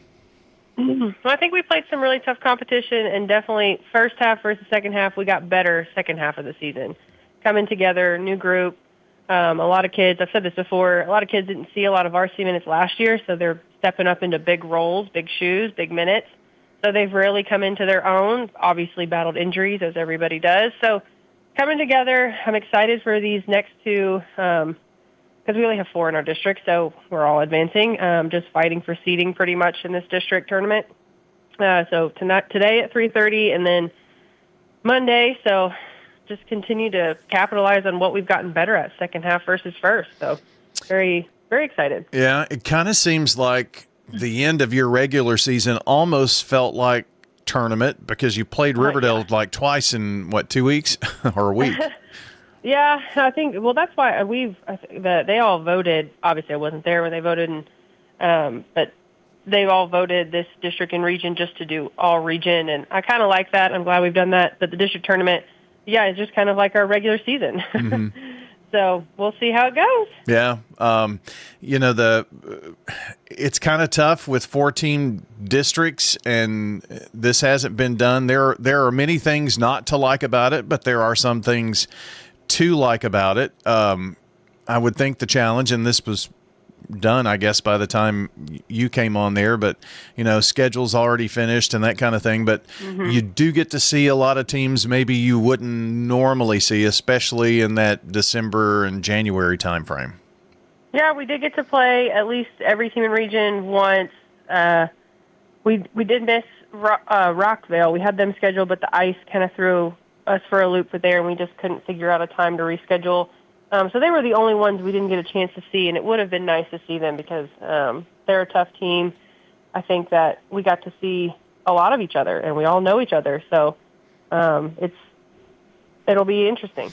It's rare that in a region tournament you will have seen your opponent at least once, and it's very, very interesting to see how that is going to affect play because, as you know, you see a team, coaches just have memory. I think elephants have a good, memory. You just remember everything. So the tendencies of players. And that's one thing I've talked about with some of the coaches this morning. The high school girls basketball is so much different than any other thing, like AAU, for instance. You're not getting this extensive scout like you do in high school and playing these teams 2-3 times even. So it makes it different. They know what you're going to do. They're going to try to take your best thing away, and that's what you're trying to do, right? Yeah, I think everything's very transparent, which just makes the competition a little bit tougher, and you just have to be excellent at what you do and be on top of it with your executing personnel, and it just kind of comes. I think that's great, though, because the competition is tougher because you do know each other, and it's just everything's out there, so whoever's just going to be better, and that's I like that. You experienced this year new rivalries, I'm sure, and to me, I kind of looked at your team like not only are you experiencing some things for the first time, your team was experiencing a lot for the first time. You talked about a lot of your girls, even though that they may be junior, seniors or whatnot, getting extensive time on the floor. This is the first time around for that. So it's kind of been that learning curve for everybody. Yeah, and I think that's how you gain maturity, you gain experience, is just with the adversity and challenges and time and minutes. You can't rush that. You can't rush time. I mean, it's just, that's what they're getting now. And not because of anything previously, like you said, they're junior, seniors now. There was just a really big, talented senior class that just graduated from Stewart's Creek. So I think that these girls coming in got to watch that. They got to learn. They had a lot of mental reps, but putting it on the court and putting that together with what they've learned is just helping them grow and helping them learn, helping them mature in their game. They're super coachable. They're like sponges. And so I think that's the best case scenario that we could get to maximize our potential. We're talking with Hannah Jones this morning, Stewart's Creek girls basketball. You finished the regular season, the number 2 seed out of District 9 4A behind the Blackman Lady Blaze. And, the district this year, there were so many unknowns with, new coaches, new players, new district. And to me, Smyrna and Stewart's Creek, and Laverne and Blackman, but especially the Laverne and Smyrna teams may be better than they have been in the past, and there have been some real battles in district play. You really had to scrape and scrap for that 4-2 regular season. Yeah, I don't think anything is definitely given. You can't assume anything. I think Smyrna being a rival down the street, that was an exciting atmosphere, exciting game. And then Laverne, Shanice Kaysen over there is doing a good job, and they've come up, and they're really tough. They're tough. They're long. And so I think that kind of Blackman is who they are. They're very talented. They're just so tough defensively. But I think you're right. The 2, 3, 4 spots, definitely it was very competitive. So we had a lot of fun with that. What was the biggest challenge in the league this year? Was it the length of other teams? Was it, height advantage other teams shooting? What do you think made it such a competitive run this year? Well, I guess I can only answer that based on my own, our own personnel. Just because we have, like we said, we've had kids stepping up into varsity roles never done before. We don't have a true point guard, but Amira Maynard has really, really stepped up into that position. And has done a fantastic job. So I think just having who we are going up against others, like we just know that we're a defensive-oriented first. So you've got Laverne who throws out this extended 1-2-2 zone. So it's really tough. You've got to have basketball players who just with the IQ who can make plays. You can't always rep and be robots. So we just kind of make sure in practice that we are putting them in situations where they have to read and react, and it's not the same thing every time. So I think the zone offense that Laverne throws out is one special thing that really, and their length, and just tenacity in getting after it. I think everybody's defensive orientedness is what makes this district a whole lot more competitive. That would be kind of where I would steer it. And you mentioned that Smyrna rivalry, and you get to play them for a third time here to open up the district tournament. And, that is obviously Stewart's Creek's biggest rival. Laverne was Smyrna's biggest rival for the longest, but I honestly think that it's Stewart's Creek. But that Laverne Stewart's Creek rivalry has maybe even overtaken Smyrna too. I don't know. It's just really weird to see that dynamic. Yep. I think that just we're all in such close proximity. All the kids know each other. They're all friends. They hang out. I mean, everybody knows everything in this little Laverne Smyrna Stewart's Creek bubble. So I'm excited. I love the atmosphere with it. I love that you get to have a lot of kids that want to show up and support your teams and bring energy in the stands. It's just really interesting to see. I mean, from just miles apart, and the talent that's there. I mean, it's fun. I think this is going to be a fun district tournament. It's being played at Smyrna, and you open up and Coach, it's going to be quick. I mean, this game is already a semifinal game, and you're playing for a spot in the championship game of the district, and it doesn't. You don't have long to get players' attention, I guess. Right. And we've told this to our girls, like, no matter what, we're playing again Monday, but we are fighting for that seeding. We want, just because we're guaranteed another game doesn't mean this game doesn't matter. Like, we really have to prioritize it, because if we win this, then we get to host the region play-in game. So whatever happened today is important, and we want to make sure that we're doing the best that we can, and we would like to host that next game. So that's kind of a priority for us. Yeah, I mean, you win today, you host a region first round, and that is such a huge advantage for sure. Well, Coach, good luck today. I know you got to shoot around to get back to, and appreciate you spending a little time with us here on the show this morning. Yeah. Thank you so much. We appreciate it. All right. That's Hannah Jones joining today here on the Coaches Show. And this segment brought to you by the law offices of John Day, providing superior legal representation to injury victims and their families. Find out more at johndaylegal.com.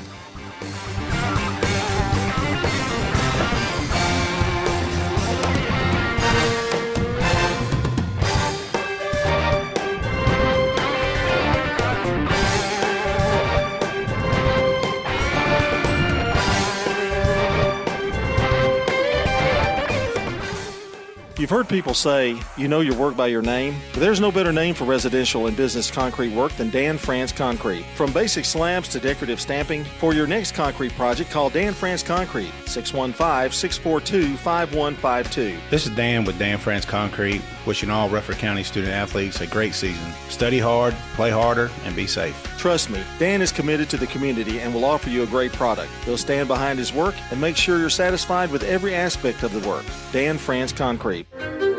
At Middle Tennessee Electric, we see the lines that link us all, illuminating our neighborhoods, empowering our businesses, and helping us to recharge. Because we believe in the power of good energy. Whether it comes from our grids, the sun, or a kind heart. And as your family and our region continue to grow, you can trust that we'll always be there for you. Middle Tennessee Electric, bringing good energy. Raider Tees isn't just about t-shirts. We've got jackets, scarves, polos, hats, even jewelry and home decor. Everything to show off your Middle Tennessee Blue Raider pride. Whether you're headed to the game or just want to represent the Blue Raiders every day, we've got you covered. Literally. Come check out our exclusive designs and unbeatable selection at 111 East MTCS Road, right across from MTCS. Raider Tees, bigger, better, and go blue. Pizza. You in a hurry for dinner? Well, we've made it even easier to order online at sirpizzatn.com. Tap the location nearest you and begin your carryout or delivery order at sirpizzatn.com. You can choose from our full menu and we'll take care of the rest. A Queen's Feast is calling my name. Order Murfreesboro's favorite pizza online at sirpizzatn.com. Sir Pizza, you made me love pizza again. Rely on the experienced professionals at Prentice Allsup Heating and Air. If your old unit needs a tune-up, the professionals at Prentice Allsup Heating and Air service all major brands and even offer same-day service in most cases. Keep your home or business comfortable year-round. Call us today at 615-890-1311. Prentice Allsup Heating and Air, your Rheem Pro partner heating and cooling contractor on West College Street, just under the Thompson Lane overpass. Online at PrenticeAllsup.com. It's the Prentice Allsup Heating and Air Coach's Corner, fueled by Donut Country and McDonald's on 101.9, 100.5, 1450, wgnssports.com and Big G TV. Our Coaches Show is brought to you by Parks Auction Company. Let their team of experienced, professionally trained staff utilize the auction process to sell your property. Find out more at parksauction.com. I know they're out there doing that really fast talking and selling stuff this morning. We've got a guy who's also very busy this morning, Perry Lyons, the head coach of the Rockville Rockets. It is district tournament semifinals coming up for everybody, and for the Rockville Rockets, the number 1 seed in District 10 4A. Coach, good morning, sir. Good morning. How you doing? I'm doing great. Congratulations on the regular season championship for the Lady Rockets. Well-deserved and played well all season long. Yes, sir. Thank you.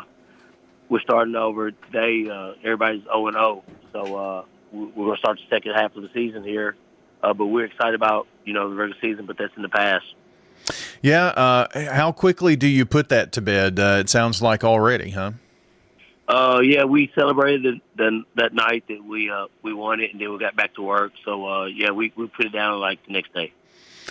It's one of those things where, you can't dwell, but that's what puts you in this position. And honestly, Coach, despite what happened during the regular season, what happened during that regular season is what puts you in the number 1 seed. And then I would think the driver's seat here to do the absolute best you can, but then it all starts over again right now, right? Yeah, it's kind of like we were talking, to me, the number 1 seed in the regular season should mean something like, as far as the region and things like that. Right now, we're all the same. It's great for the regular season, but right now, no one's in the driver's seat. It's 0-0, so we have to bring our best effort today. We're going to face a tough Riverdale team that's hungry, so we got to be ready to play. I've talked with all the coaches this morning. We've gone through this regular season, and we've gone through this 4-team district and that kind of thing, and played region opponents as well during that. There are pluses and minuses. I'd be curious to know what you like about a 4-team district and maybe what you don't like about it. Well, one thing we always tell our girls is control what you can control. That was not in our control of how they did that. I'd like to see how it plays out. I'll know more at the end after we do it this year, and then I'll have more of a idea going into next year. But right now, we're just kind of like taking each game as it comes. Yeah. Some districts that were 4-team districts, they decided to, play an extra couple of games to get to the region and make the regular season what kind of seeded out the region, which is a thing that can happen. Our district or District 10 4A and District 9 4A, they decided to have tournaments to do that. I don't think there's a right and wrong answer. I mean, your thoughts? I agree with that. I know at the end of in the spring we're going to meet again, and we're going to have a vote on how we would like to do that. I like to see the regular season. Me personally, just my opinion, like means a little bit more. Towards that going into the region. Yeah, I like to see it changing that. And to play along with that, thinking that you're in a district tournament, and despite what you did in the regular season, all it takes is one upset, and then all of a sudden, that it didn't mean as much, and that was November to February. You know what I mean? That's correct. So we told our girls, the only one that has anything to lose is the number 1 seeds. If you're 2, 3, and 4, you got everything to gain. So we have to come in there with energy, excitement, and we got to play like we're a 4 seed. You know what I'm saying? We got to be hungry for it, because the only one that has anything to lose is the ones that has the 1 seed. Well, and that's the Lady Rockets, and when you kind of put it in that perspective, I mean, it's one game. It's 4 quarters. It's, a shot missed here or there that could make the difference. So you're using that as a motivation for your team, it sounds like. Yes, sir. We know if we can play tough team defense, communicate on defense, box out, rebound, do the small things, the scrap 50-50 balls and things like that. Hopefully we can come out with a good outcome. But we're using it as motivation. It's like someone taking something from you. We talked about it at practice the other day. They took something from you that they didn't deserve. We can't let people just come in and take our spot. Perry Lyons joining us this morning, talking Rockvale girls basketball. I think you won 7 or 8 in a row, and then played the Blackman Lady Blaze since the last time we had a chance to talk with you, and that was dipping your toe into the other district or a possible region opponent down the stretch. But you finished the regular season very strong with only 1 loss, and that was the one to Blackman. However, we did that game, and Coach, I don't know that we saw the true Rockvale in that game. Did we? I felt like Blackman played really well. They shot the ball really well. You in life, you learn. Mm-hmm. So we took that as a learning experience on what we needed to do to improve and get better and to try to get to their level. They're the best team in the county, so we got to get to their level. Yeah, well, I think a lot of people really believe that that's another chance to see that game maybe more than once here in the postseason. So we'll just have to wait and see, I guess. But that's obviously further down the road. The Riverdale Warriors, I'm sure, have your only attention right now and not really looking ahead to an Oakland or a Siegel. More on that here in just a second. I wanted to ask you about some of your players here and kind of who has made some of the biggest improvements for you this year, do you think? I'll be honest with you, everyone. I can't just single out one person. I think we start, with Isabella Wright at the head of it, which is, bringing the ball down the floor. She's very unselfish. She gets the ball to Amaya Nash and Cadence Thomas. You got Zanaya Taylor, Haven Harris. All these kids are really good. Messiah Williams, Caitlin Franks. I mean, I can go on and on. They just all have gotten better as a group. They love one another. They're always having fun, cutting up, and that's what I like to see. A team that has fun together, they're going to play hard together. Yeah. You're sometimes, but there's a happy balance in that too, isn't it? Sometimes you want a team to play loose, but you also want a team to also take it seriously. So how do you find that balance as a coach, and especially girls? And I can tell you from not my personal experience, but experience talking with girls basketball coaches, that sometimes is a difficult thing to do in a locker room. Well, Ben, I have a son and daughters. I learned that boys have to win to have fun. Girls have to have fun to win. I learned when I figured that out, that they have to have fun. That's when they play better. Like, we had our shoot around today and we did some things, but we let them have a little fun, and they're more loose when they do that.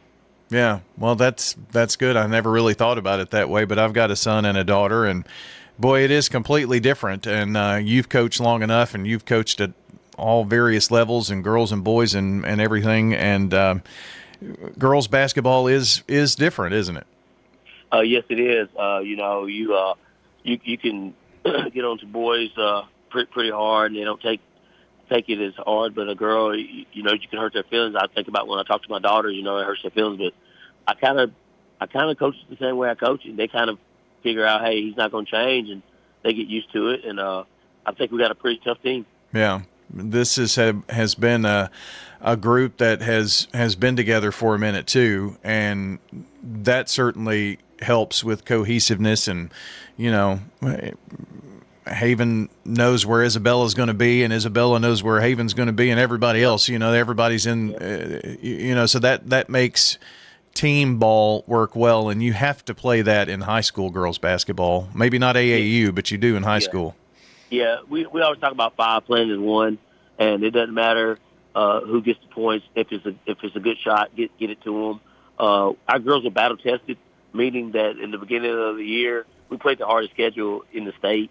They're battle tested, so I feel like they're ready mentally. You did take some lumps early on in the season, but gosh, you did play such a brutal lineup. You played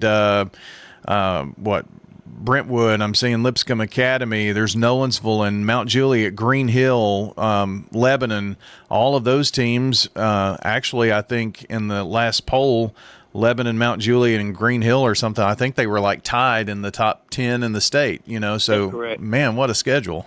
And then the private schools, Lipscomb and Ensworth are in the top in their polls. Yeah. So sometimes you have to play those games. I mean, if you look, man, you just had such a great tournament run here and went undefeated in the district at 6-0, and so I know that is what puts you here at number 1 here, playing the Riverdale Warriors. Tell me about this game today coming up, what you have to do to get a win over the Warriors. Just got to execute on defense. Got to play solid defense, rebound the ball, just play hard. Be the toughest playing team. Well, Coach, I know this Saturday morning in particular was pretty busy for you and getting the girls in and ready to go. I appreciate you spending some time with us here today. Hey, by the way, can you let me know how we did in the softball scrimmage over at Summit today? No, I'm just kidding. I have no idea, but I'm sure you do know. right. But that's coming up too. I'm sure you're burning the candle at both ends, huh? Yes, sir. Yes, sir. They're about to scrimmage here in about 15 minutes. So. Well, good luck to them in that scrimmage, and we'll be talking some softball with you here real soon. But good luck today, Coach. Thanks. We'll see you then. Appreciate it. All right, that's Perry Lyons joining us, the head coach of the Rockville Lady Rockets here this morning. And, again, they take on Riverdale at 2 o'clock over at Siegel. And the 3 o'clock or 3:30 game will be Oakland Siegel girls. That'll be followed by the Rockville Riverdale boys. That game will be on WGNS along with the Oakland Siegel boys game at 6:30. That's after our coverage of the Lady Raiders at 1:30 this afternoon. Over in District 9 4A real quick in girls, Blackman Laverne at 2. Stewart's Creek Smyrna at 3:30. Then boys, Blackman and Laverne at 5. Stewart's Creek Smyrna at 6:30. Those games at Smyrna High School. And PCA and MTCS girls playing for a region title. We're going to talk more about that coming up. PCA boys playing for a region title. So a lot still to come on the Prentice Allsup Heating and Air Coaches Corner and then MTCS Cougar Corner. John Dinkins takes over the reins when we come back on the Coaches Show, brought to you by State Farm agents Andy Womack, Dana Womack, Celeste Middleton, Alex Williams, Ron Reeves, Emerson Williams. Like a good neighbor, State Farm is there.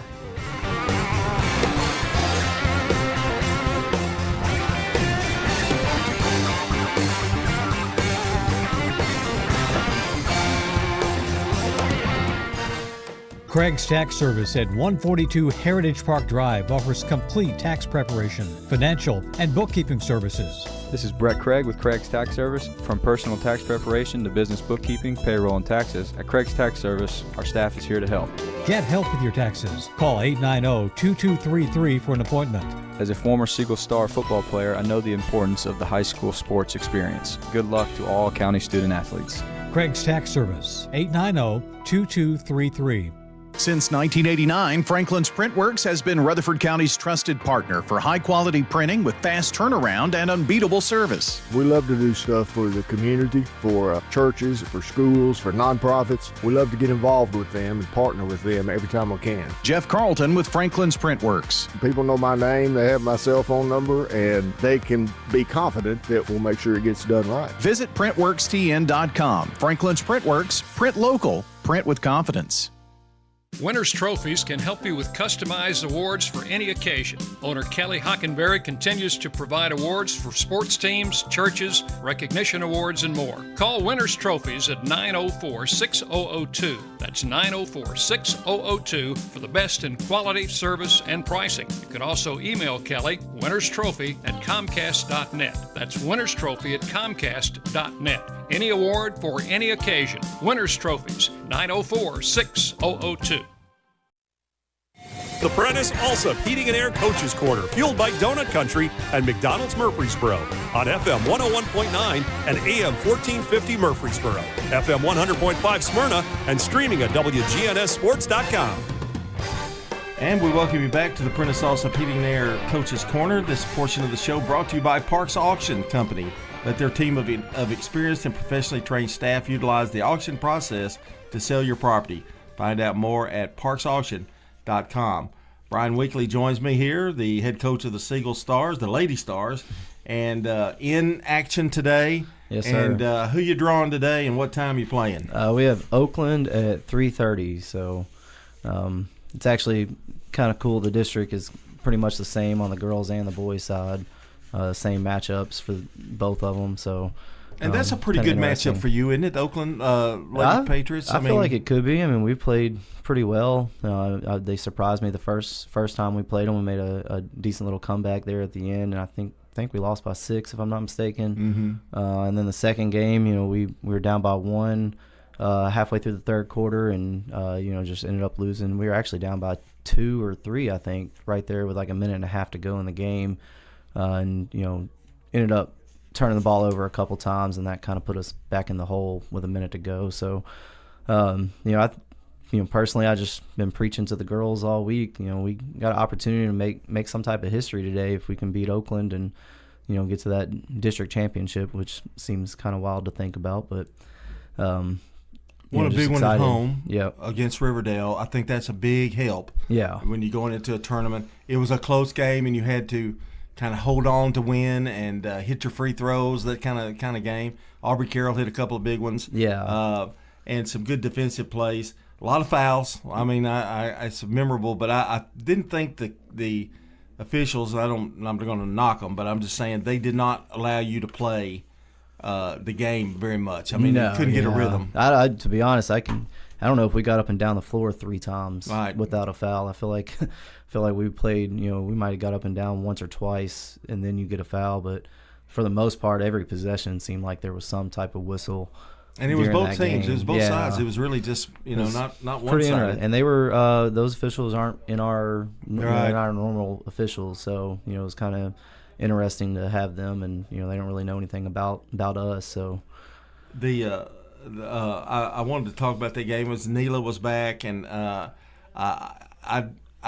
think she looks about 70%, but I'd rather have her at 70% than not have her at all. Oh yeah, I mean to have her at all this year, having her come back has been huge for us, and it shows. I mean, she's a good floor leader for us. The girls look up to her, and just her poise inside the paint and at the free throw line, and to be able to step out and shoot a 3, which she ain't made a 3 yet since she's been back, but.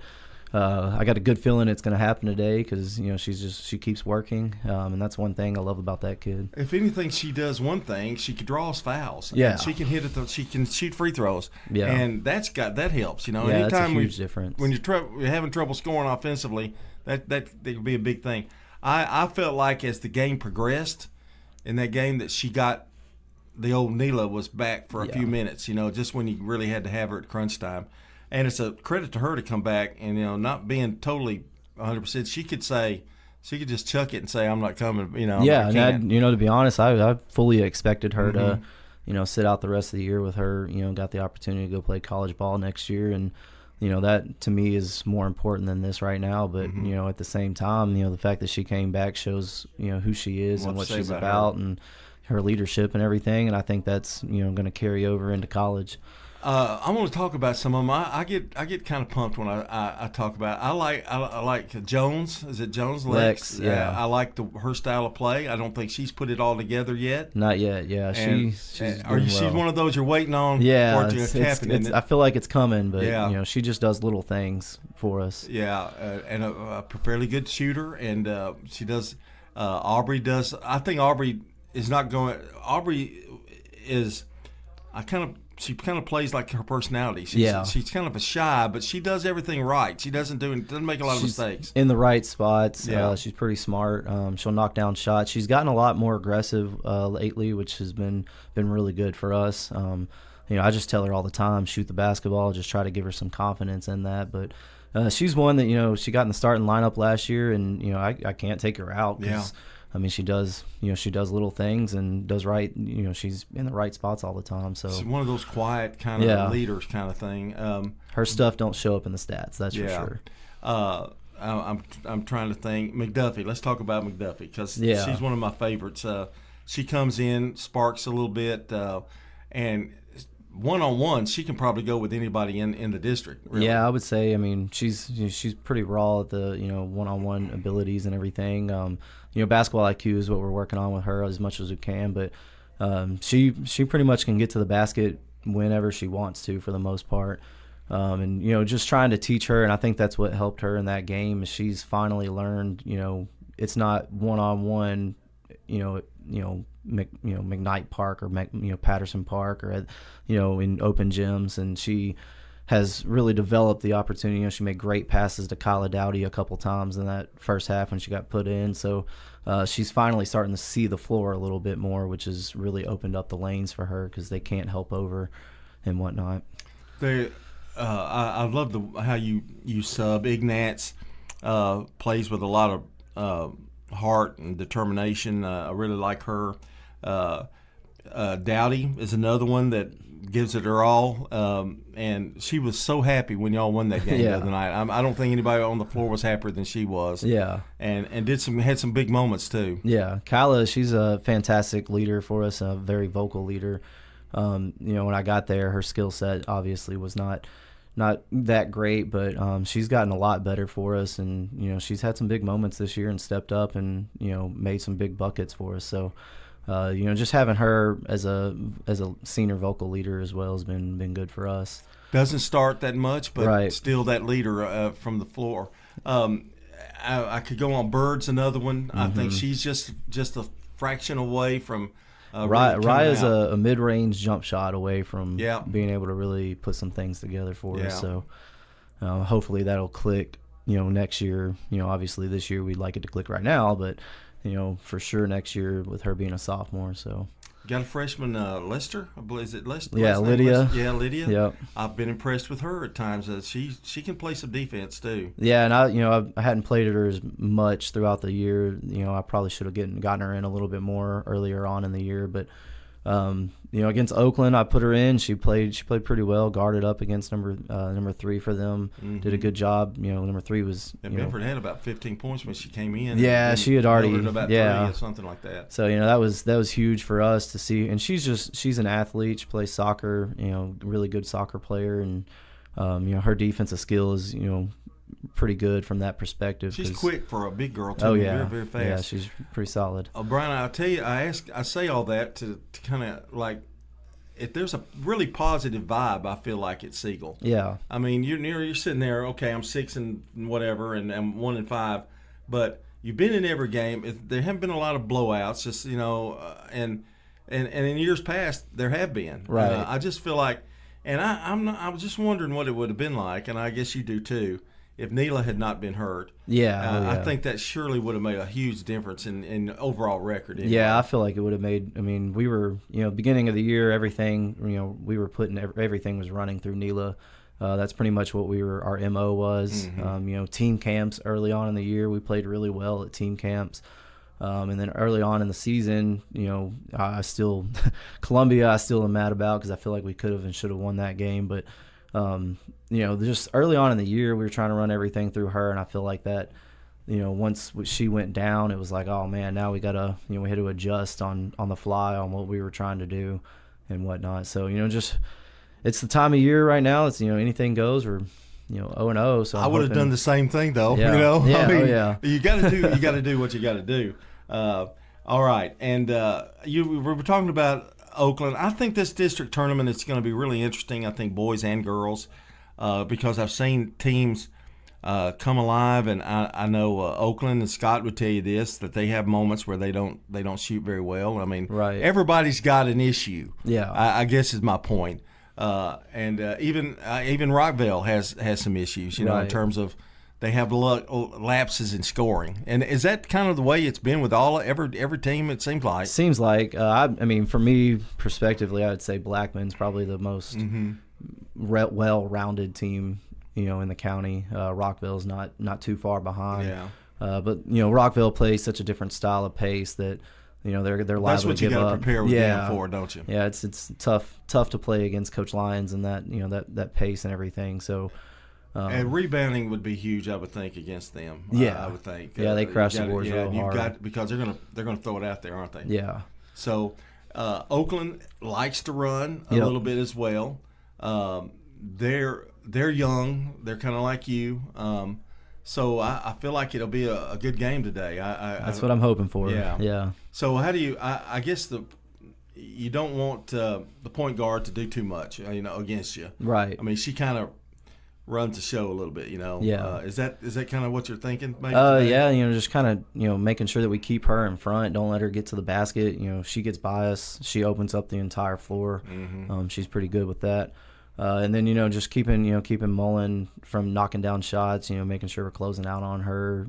Pretty well and things like that. And then I'm hoping that Neela coming back today. Hopefully that gives us a huge anchor inside that post position and keeps them from being able to score inside the paint as much as they have on us the first 2 games. So And then the region, everybody's going. Yeah. And I think that's going to be more exciting than maybe the district in terms of close games, because you've got Smyrna, you've got Laverne, you guys, Oakland. I mean, and I know Blackman's probably up there a little bit, but gosh, those are going to be some close games, I think. Yeah, I think the region can be pretty fun. To be honest, it's all that satellite games on Friday, Saturday next week. I kind of wish it was all at the same place, just so you would get to see 4 good games on both sides and whatnot. But anything goes at this point. It's just jockeying for position, really, is what it feels like. We're just trying to see who we get on the other side, but just go out and try to play our best and try to get a win today, and see where and that's the big thing, is like, it's kind of wild to think about. If we can beat Oakland today, you get a home game next Friday, which is kind of wild to think about. But just one day at a time right now, and hopefully we play well today. Well, tell Greg Wyant to get everything organized today, where you don't have to worry about any of that I'm sure stuff. Coach Wyant's already sent me a couple texts this morning. So he's got us set up pretty well, I think, too. Yeah. That's Brian Weekly, the head coach of the Siegel Stars, and big win against Riverdale, and now they move on to the district tournament and see what kind of damage they can do there. Yep. We're going to try not to play a 2.5-hour game today. We'll try to keep it under 2.5. That really wasn't all your for fault. you. Now, I have to blame some other people for that, too. This portion of the show is brought to you by Dr. Automotive, the cure for your car. Professional auto repair and maintenance from ASE certified mechanics and master mechanics. Check them out online at autorepairsmyrna.com. When we come back, we'll be talking to Chris Lynch of the Eagleville Eagles.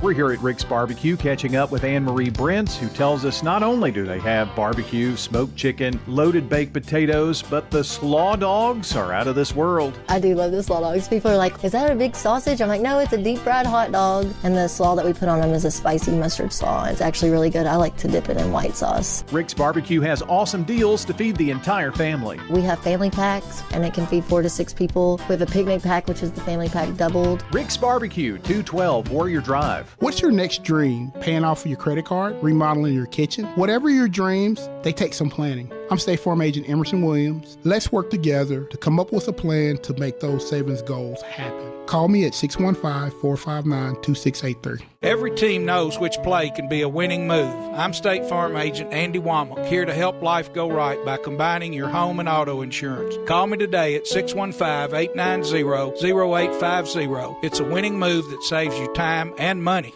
The Prentice Allsup Heating and Air Coaches Corner, fueled by Donut Country and McDonald's Murfreesboro on FM 101.9 and AM 1450 Murfreesboro, FM 100.5 Smyrna, and streaming at wgnssports.com.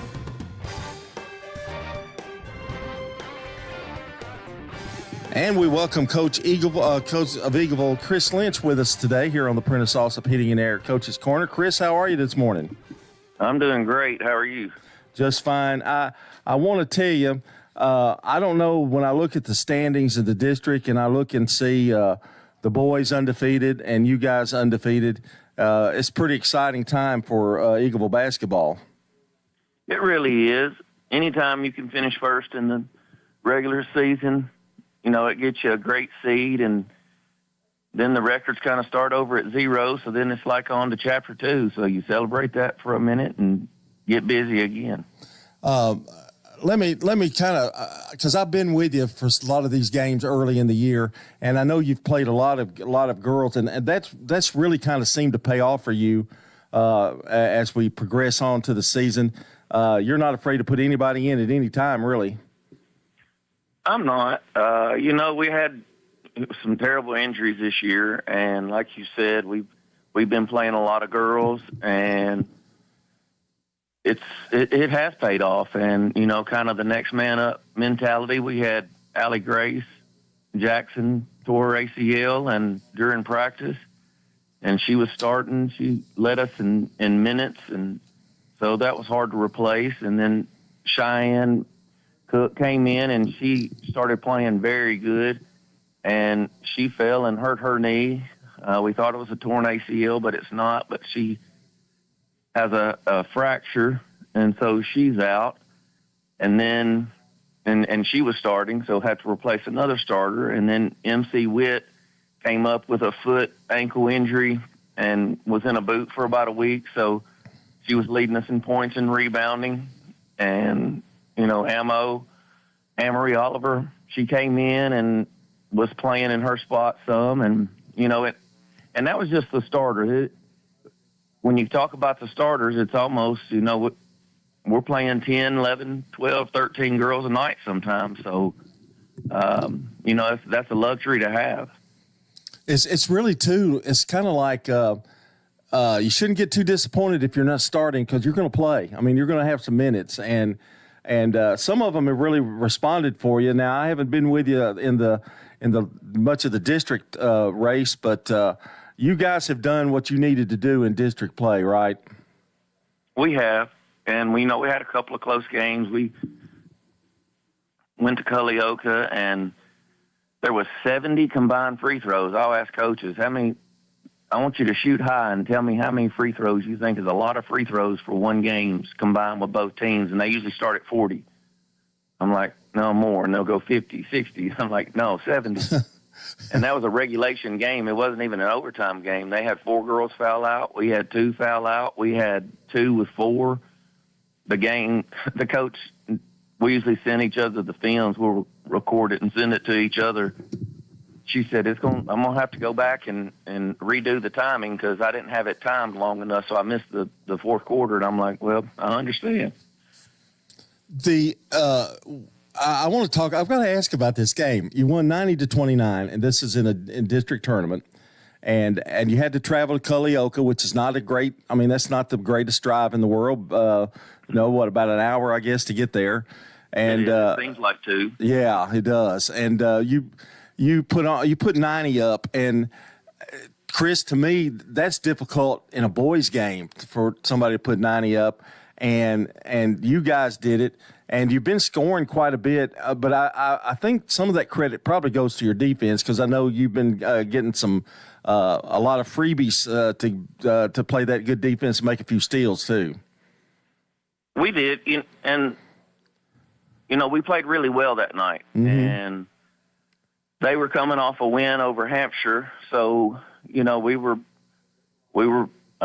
ready for the game, and I thought the girls played really good. We never pressed and we never trapped. Everybody on the team but one scored. Everybody played. We had 5 in double figures, 1 with 9, and we just played really well that game, and I was really proud of the girls. We were 84 going into the fourth quarter, and when you shoot it really well, and, like you said, we got some steals and layups, and the points pile up pretty quick. Now, let's see. You're going to be playing Monday, correct?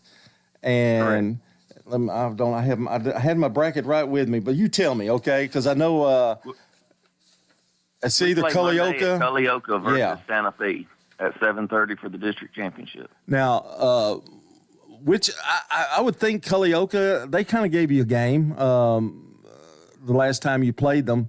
What do you expect out of them, and what do you expect out of Santa Fe? Because you played them, at least twice. Yeah, we played Santa Fe, and we played them just a couple of weeks ago. It was the last game of the season because it was during the snow. So we just made it up last Saturday, and that was a close game most of the game, and we pulled out to win by 18.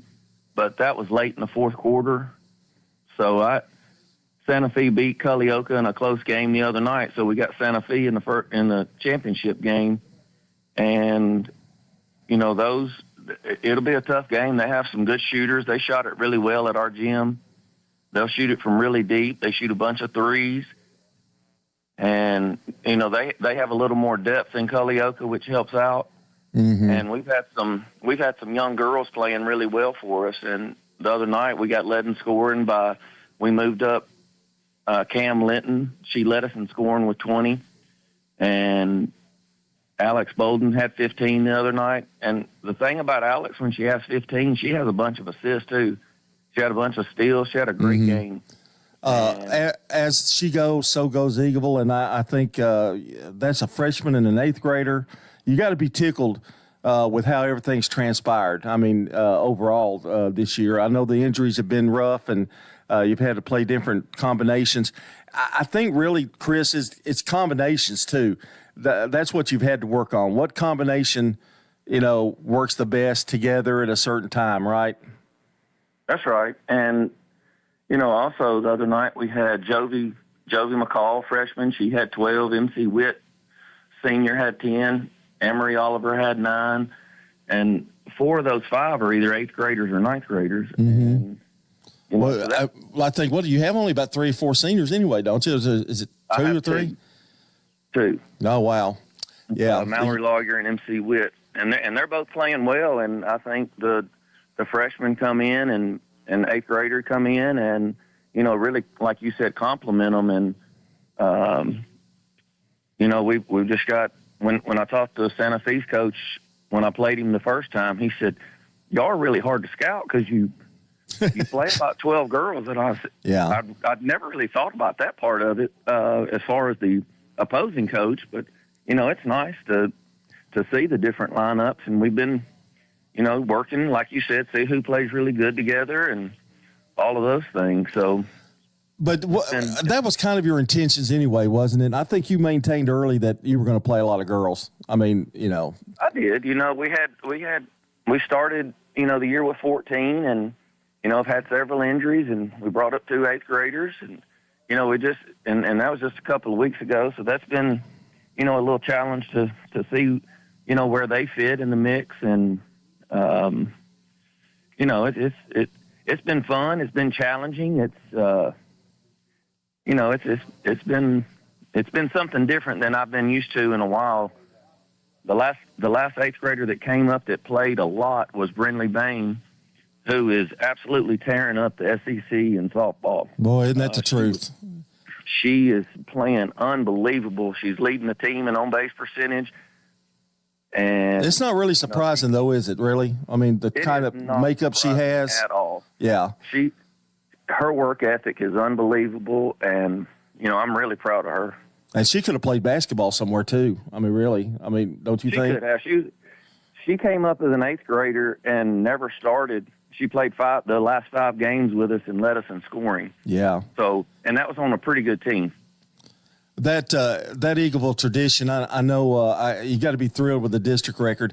Now you've got to go win a championship and then head for the region. And I know it gets tougher as you go, but I don't know. With all these young girls, it may be a situation where, what do you got to lose? Let's go. The pressure's off.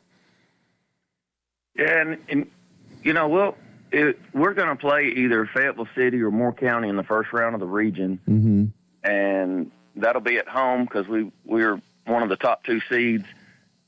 So now our focus is on just let's win a district championship, and then we'll redirect our focus onto the region. So the girls are excited. I feel like they're playing hard and they're hungry. So. Well, first things first, I guess, Monday night, right? That's right. And to try to get a big entourage out to Culleoka and finish that and get ready for the region.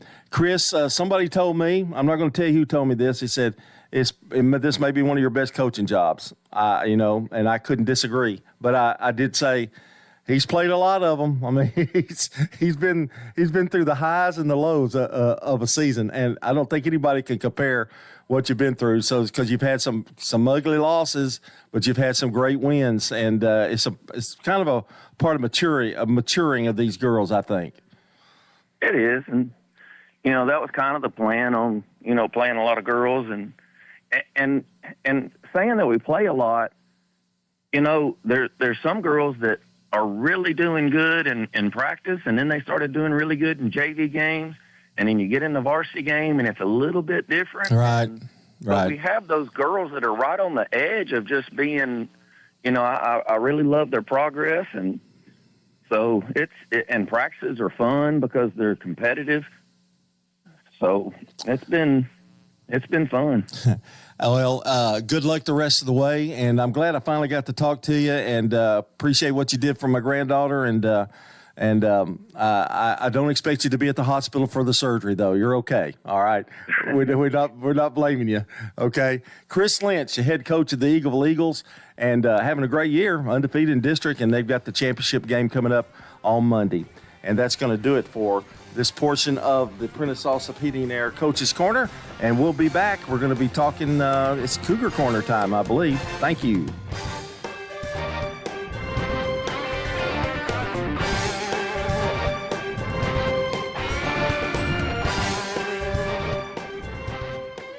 It's Brian, and as a customer of First National Bank of Middle Tennessee, let me tell you how they can show up for you. Whether I need help navigating a financial decision or just a question, I know I can pick up the phone and talk to someone who's right here in our community. In a world that's becoming more impersonal every day, it's good to know that First National Bank of Middle Tennessee is always there with real people who care. First National Bank of Middle Tennessee. We show up for you. Member FDIC, Equal Housing Lender, NMLS 401715. Genesee Orthopedic Alliance takes great pride in treating local athletes here in Rutherford County. Here's Dr. Russell McKissick with TOA. We have a passion here for taking care of our athletes here in Rutherford County. We really do our best to take care of them. Experts in joint, bones, and muscles. Many years we've been taking care of athletes around here, and we've just picked up where Dr. John started, and we just keep going. TOA has a playbook that gets you back in the game. To request an appointment, visit TOA.com or call 855-NEED-TOA. TOA, live your best life.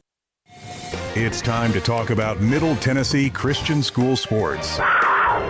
It's MTCS Cougar Corner, presented by Tennessee Orthopedic Alliance. Each week we sit down with the coaches to recap the latest games and preview what's ahead. It's time to talk about the orange and white on MTCS Cougar Corner, right here on WGNS and Big G TV. Stay tuned. The show is coming up right after this message from our sponsors. Middle Tennessee Christian School, training for eternity. The large majority of our kids are involved in athletics or extracurricular activities, one or the other, and most are doing multiple activities. MTCS President Matt Tiller. And that's a great preparation for life. How many of us in our life are just doing one thing? So a well-rounded student is a huge deal. Invest in your child's future in a Christ-centered environment with many athletic and extracurricular choices. Without a doubt, our students have the opportunity to be involved in multiple activities. To find out more, visit mtcscougars.org. Genesee Orthopedic Alliance takes great pride in treating local athletes here in Rutherford County. Here's Dr. Russell McKissick with TOA. We have a passion here for taking care of our athletes here in Rutherford County. We really do our best to take care of them. Experts in joint, bones, and muscles. Many years we've been taking care of athletes around here, and we've just picked up where Dr. John started, and we just keep going. TOA has a playbook that gets you back in the game. To request an appointment, visit TOA.com or call 855-NEED-TOA. TOA, live your best life. Middle Tennessee Christian School, training for eternity. People love to see us on the schedule when they have a home game because our fans show up. MTCS President Matt Tiller. The way we travel is just phenomenal. Our parents and our community are fully engaged in our school. When we compete, we're trying to do it in a way that honors God. We want to win. We also want to do it in a way that pleases Him. Providing Christian values and academic excellence in a nurturing environment. That's Middle Tennessee Christian School. Invest in the future of your child. Find out more at mtcscougars.org. We're back for MTCS Cougar Corner, presented by Tennessee Orthopedic Alliance and fueled by Donut Country and McDonald's on 101.9, 100.5, 1450, wgnssports.com, and Big G TV. And John Dinkins back with Cougar Corner, and today, of course, we have the head coach of Shayla Farrell, the head coach of MTCS women's basketball. And Coach, it's been a great year, but it's not over yet. We've got a ways to go, don't we? Yes, sir. It is not over yet. You're right. I know you've got a big championship game today, and I know that's in the back of your mind. But you're playing against an opponent you've played a few times before. Yes, this will be our fourth time seeing PCA this year. What do you do? I mean, after you've seen a team for 3 times already, how do you prepare, or do you just know them so well that you know there's not a lot to prepare and just kind of do your thing, do what MTCS does well? We will try to make what little bit of adjustments we can. I mean, at this point, Coach James knows my system. I know her system. So it's going to be a battle of, I feel like, endurance and a lot of heart and who can come out on top at the end of the ball game. You know, I mean, she's got a great program. She does a great job. But we also have a great program, and I think both of these teams will go far into postseason. I really do. I think we think of it, the championship, but yeah, there's more life after this game today. I want to talk to you about some players, and the turnaround's been fabulous. They had a lot of injuries last year, and of course Shirley came back, and with the added help, your daughter has been fabulous. We'll talk about her in just a second. But what's been the key to the success of the Cougars? Just basically, I think you had a rough stretch where you played 4 games in 5 days. And I don't know how you survived that, but tell us a little bit about that part, because I know that had to be tough. We've got 4 losses on the year, and one of those losses came during that 4 games in 1 week. Mm-hmm. And I think it was complete exhaustion, both mentally and physically, kids trying to balance both on the court and off the court. I was exhausted as an adult, and to throw in out of those 4 games, 3 of the 4 were in Nashville. That was, I felt like, too much on what I would say kids this age, and maybe even a first-year coach for me. I was really overwhelmed. But the biggest thing that kind of stood out to me, too, on the flip side of it, is we had a lot of growth during that time, because I felt like I talked to them and they listened in a time where they felt the most fatigued, and they were very vulnerable, So there was some growth in that hectic week there of 4 games in 1 week, but it was definitely a challenge. Yeah, and when you have girls, and because I've got 2 granddaughters and I have a daughter of my own, when they get tired, and a lot of times emotions kind of get wrapped up a little bit, you kind of have to kind of curtail that a little and, kind of focus at what we're doing here. I'll try really hard every week to kind of point out things that are positive. It's so easy to point out the negative and our mistakes, and I could probably tell you 10 things negative that I've done in the last week, but I would probably struggle to tell you 10 things positive. And girls in general, I think, are just kind of designed like that. So every week we go back to the drawing board and we talk about things that we've done positive this week, and that's how you close your week out. Whether it's been a bad week or a good week, I do think you have to bring value and let them know who they are and what they stand for, and not, don't steer away from what you're good at, because that's going to carry you through those hard times. And when we talk about winning formulas, I know your depth has to be part of it too. And when you play games like that, 4 out of 5, that kind of thing, you've got some good girls coming off the bench too that have helped. Talk about them a little bit. I know Crawford is there, and she started some, but it's been kind of a big help to have a couple of them come off the bench.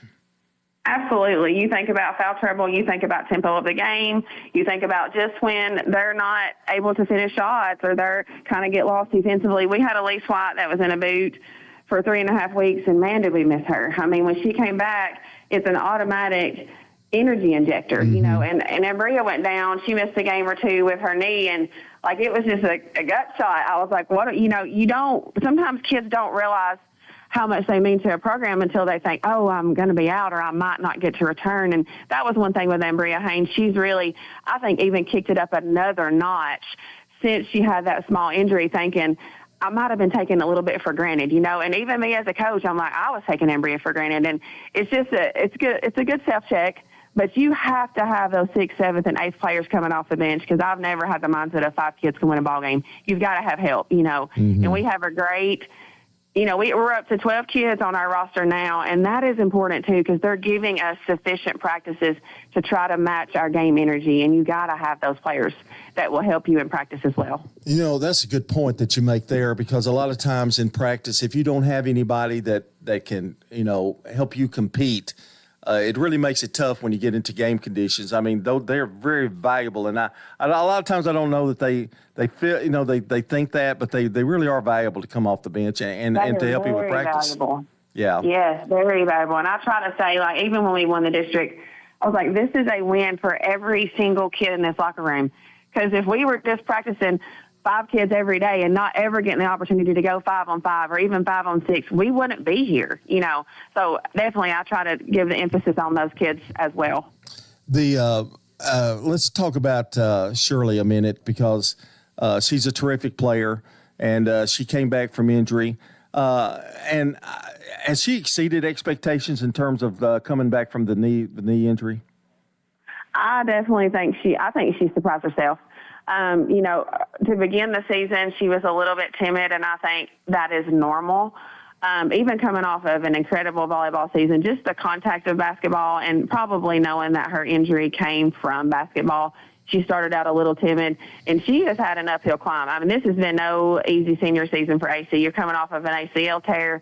She had mono at the beginning of the season. Oh, wow. She broke her nose in the district championship, and she's having to wear the mask. I mean, she was very sick yesterday, had the flu. Like, she played through all that. She has had an uphill climb this senior year and has still come out on top, I feel like. Yeah, that's a lot of credit to her intestinal fortitude and her sense of the game. And she is a really good volleyball player.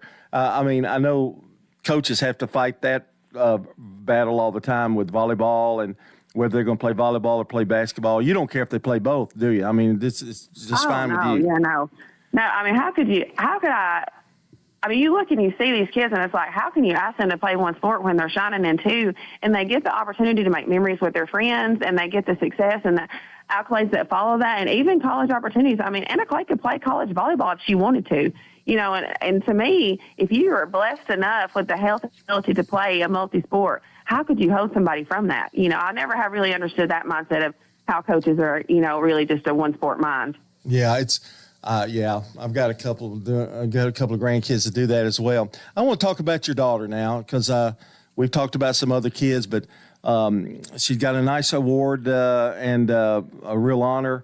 And I know you don't probably like to brag, but this is your moment to brag a little bit, because I know you're proud of her, and what a terrific job she's done this year. I don't brag on Jules a whole lot. I might get emotional, but she has worked so hard. She has overcome a lot of change. Coming in as a transfer, the first thing I can say is how well that the Middle Tennessee Christian have accepted her in, because they didn't have to, and that could have been a setback for Jules. That they have accepted her and supported her, and this team has been beside her. And I try to coach her as a player, not as my daughter. And I do think that makes a difference for her. During the game, I don't think she looks at me like her mom. She looks at me like her coach, like she's supposed to. And she has been able to reach another level. Like, she is truly playing on another level this year than she ever has in her life. But she has worked really hard to get to this point, and she's not finished. She's still very hungry to improve. I see her play, and it's so fluid. I mean, it's just go down the floor. You don't see that often, but somebody that can dish off, can pass, can shoot, can drive.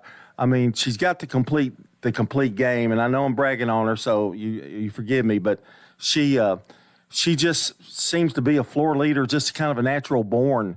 It's just innate, I guess. She loves to play with good players. She has told me that since she's been in elementary school. She's like, I want to play with a good team. I want to play against a good team.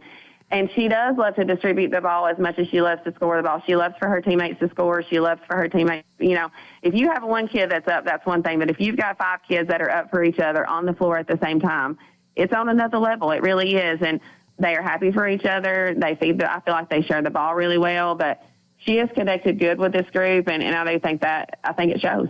That's good news. And the girls accepted her coming from a different place, and that's so key that they get along and they mesh so well.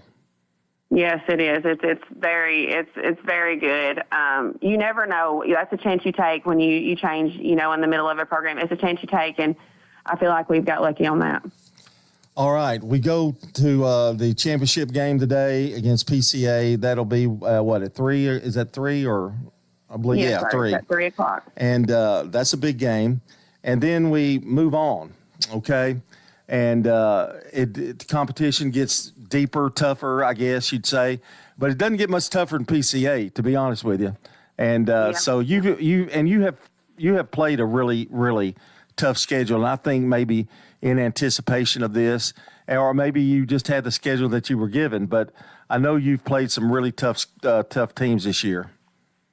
We were able to make a couple of tweaks that, Mr. Jason kind of helped me and allowed me to make a couple of tweaks to the schedule. Him and Coach Lawson, we all got together and did that. And I do think that may have been a little bit of an edge for us, especially considering last night. Like, I do think if you stack our schedule against Ezel's schedule, we played quite a bit of a tougher schedule. And I think, just coming into postseason, it's good to know that you've played athletic teams, organized teams that can run sets, and that you've had to play from behind in the season. You're not panicking when you get in postseason and you're down by 10. I think it helps prep you mentally for that postseason when you play a little bit of a tougher schedule. And I think it's good. I mean, I know it was not good at the time, but playing 4 out of 5, whatever the reason, some cancellations, that was a test. And, you guys, for the most part, passed it.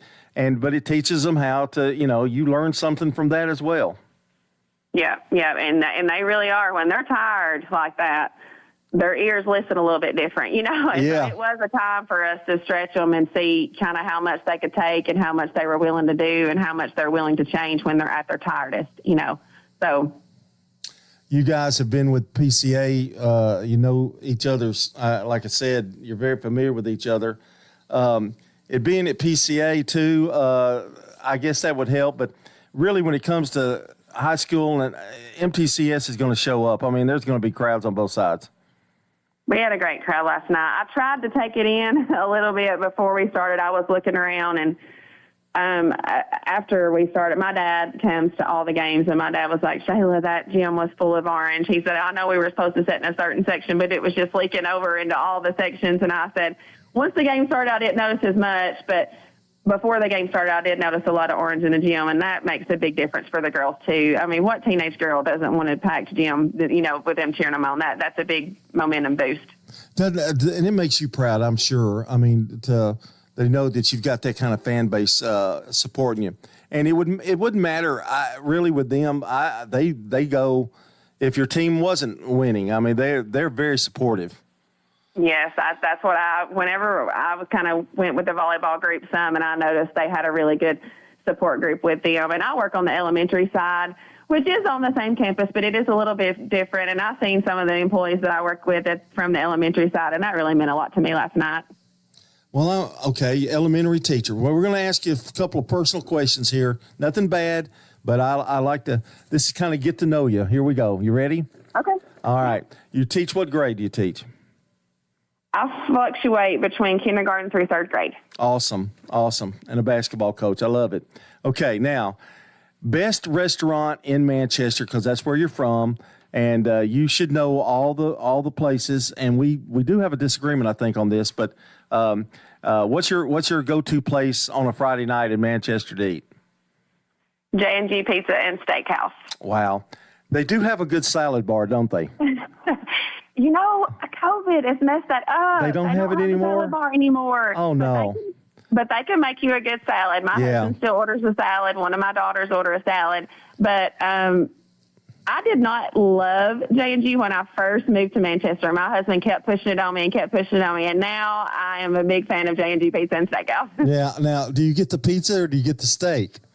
Oh, I mix it up. I'm not a steak eater, but I mix it up. I like their pasta. I like their pizza. I like their burgers. I mix it up. They have really good grilled chicken, so it's not just a one go-to item. I like to mix it up. And Friday night's really probably not the best night to go because it's always packed.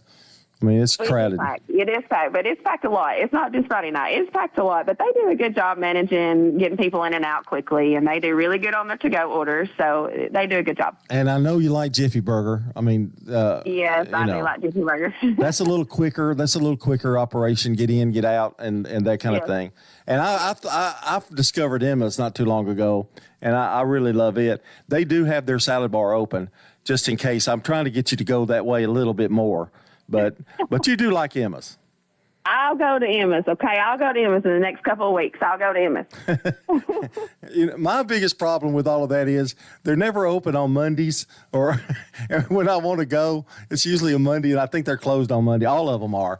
You can't find a restaurant in Manchester on Monday. Yeah, they are. I'm from there. I lived there a few years, and I'm from Murfreesboro, but I lived there a few years, so I know Coffee County Junior High and Westwood. Now, you have a history. Where did Jules go to school? I mean, where are you like originally? How did you go through the Manchester thing there?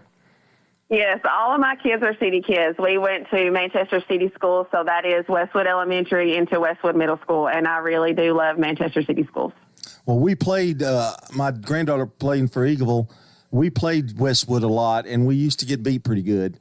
And I remember a little guard out there, and I didn't know who she was at the time, but I do now. So, but we've kind of followed her. We followed her, didn't mean to, but accidentally we followed her exploits. Good player. They had some good teams at Westwood too. They really did. Yes, they did. All right, enough about you in terms of that, I guess. I've asked enough personal questions, but I did want to finish up. What's going on at MTCS? I know we've got big basketball plans here, and so is that kind of the main thing going on right now? Anything else I need to know about MTCS? We will get to, I believe us winning last night, we will get to host now the first round of the state. Now, if we win tonight, we get a first round bye, which would be ideal, of course. But that is right now, the main focus is just getting through the basketball season. I feel like at this point, it has exceeded my expectations, and I think some of the players would agree with that too. So I'm just really glad to be there, and I am very encouraged by the support that we have received there. I have enjoyed the elementary school. I feel like they do a great job. They've been very supportive of me. Well, it's pretty good that you work with the K3 and you're a basketball coach. I mean, it's a big swing. It is. It is a real, it's a real stretch from one to the other. That's for sure. I did want to wish you a lot of good luck, and I hope I get to talk to you again. And I guess the next time I talk to you, you'll either be, I don't know where you'll be. You might be getting it all. Might get all the states. So I hope that's the case. So now, if we go all the way, I'm going to expect to hear from you. Okay. Okay. Yes. I'll tell you what. I did talk to. We were trying to get where you guys come back after you win a state, but we don't ever do that. And we finally started doing that with football. So maybe we'll get to do it with basketball.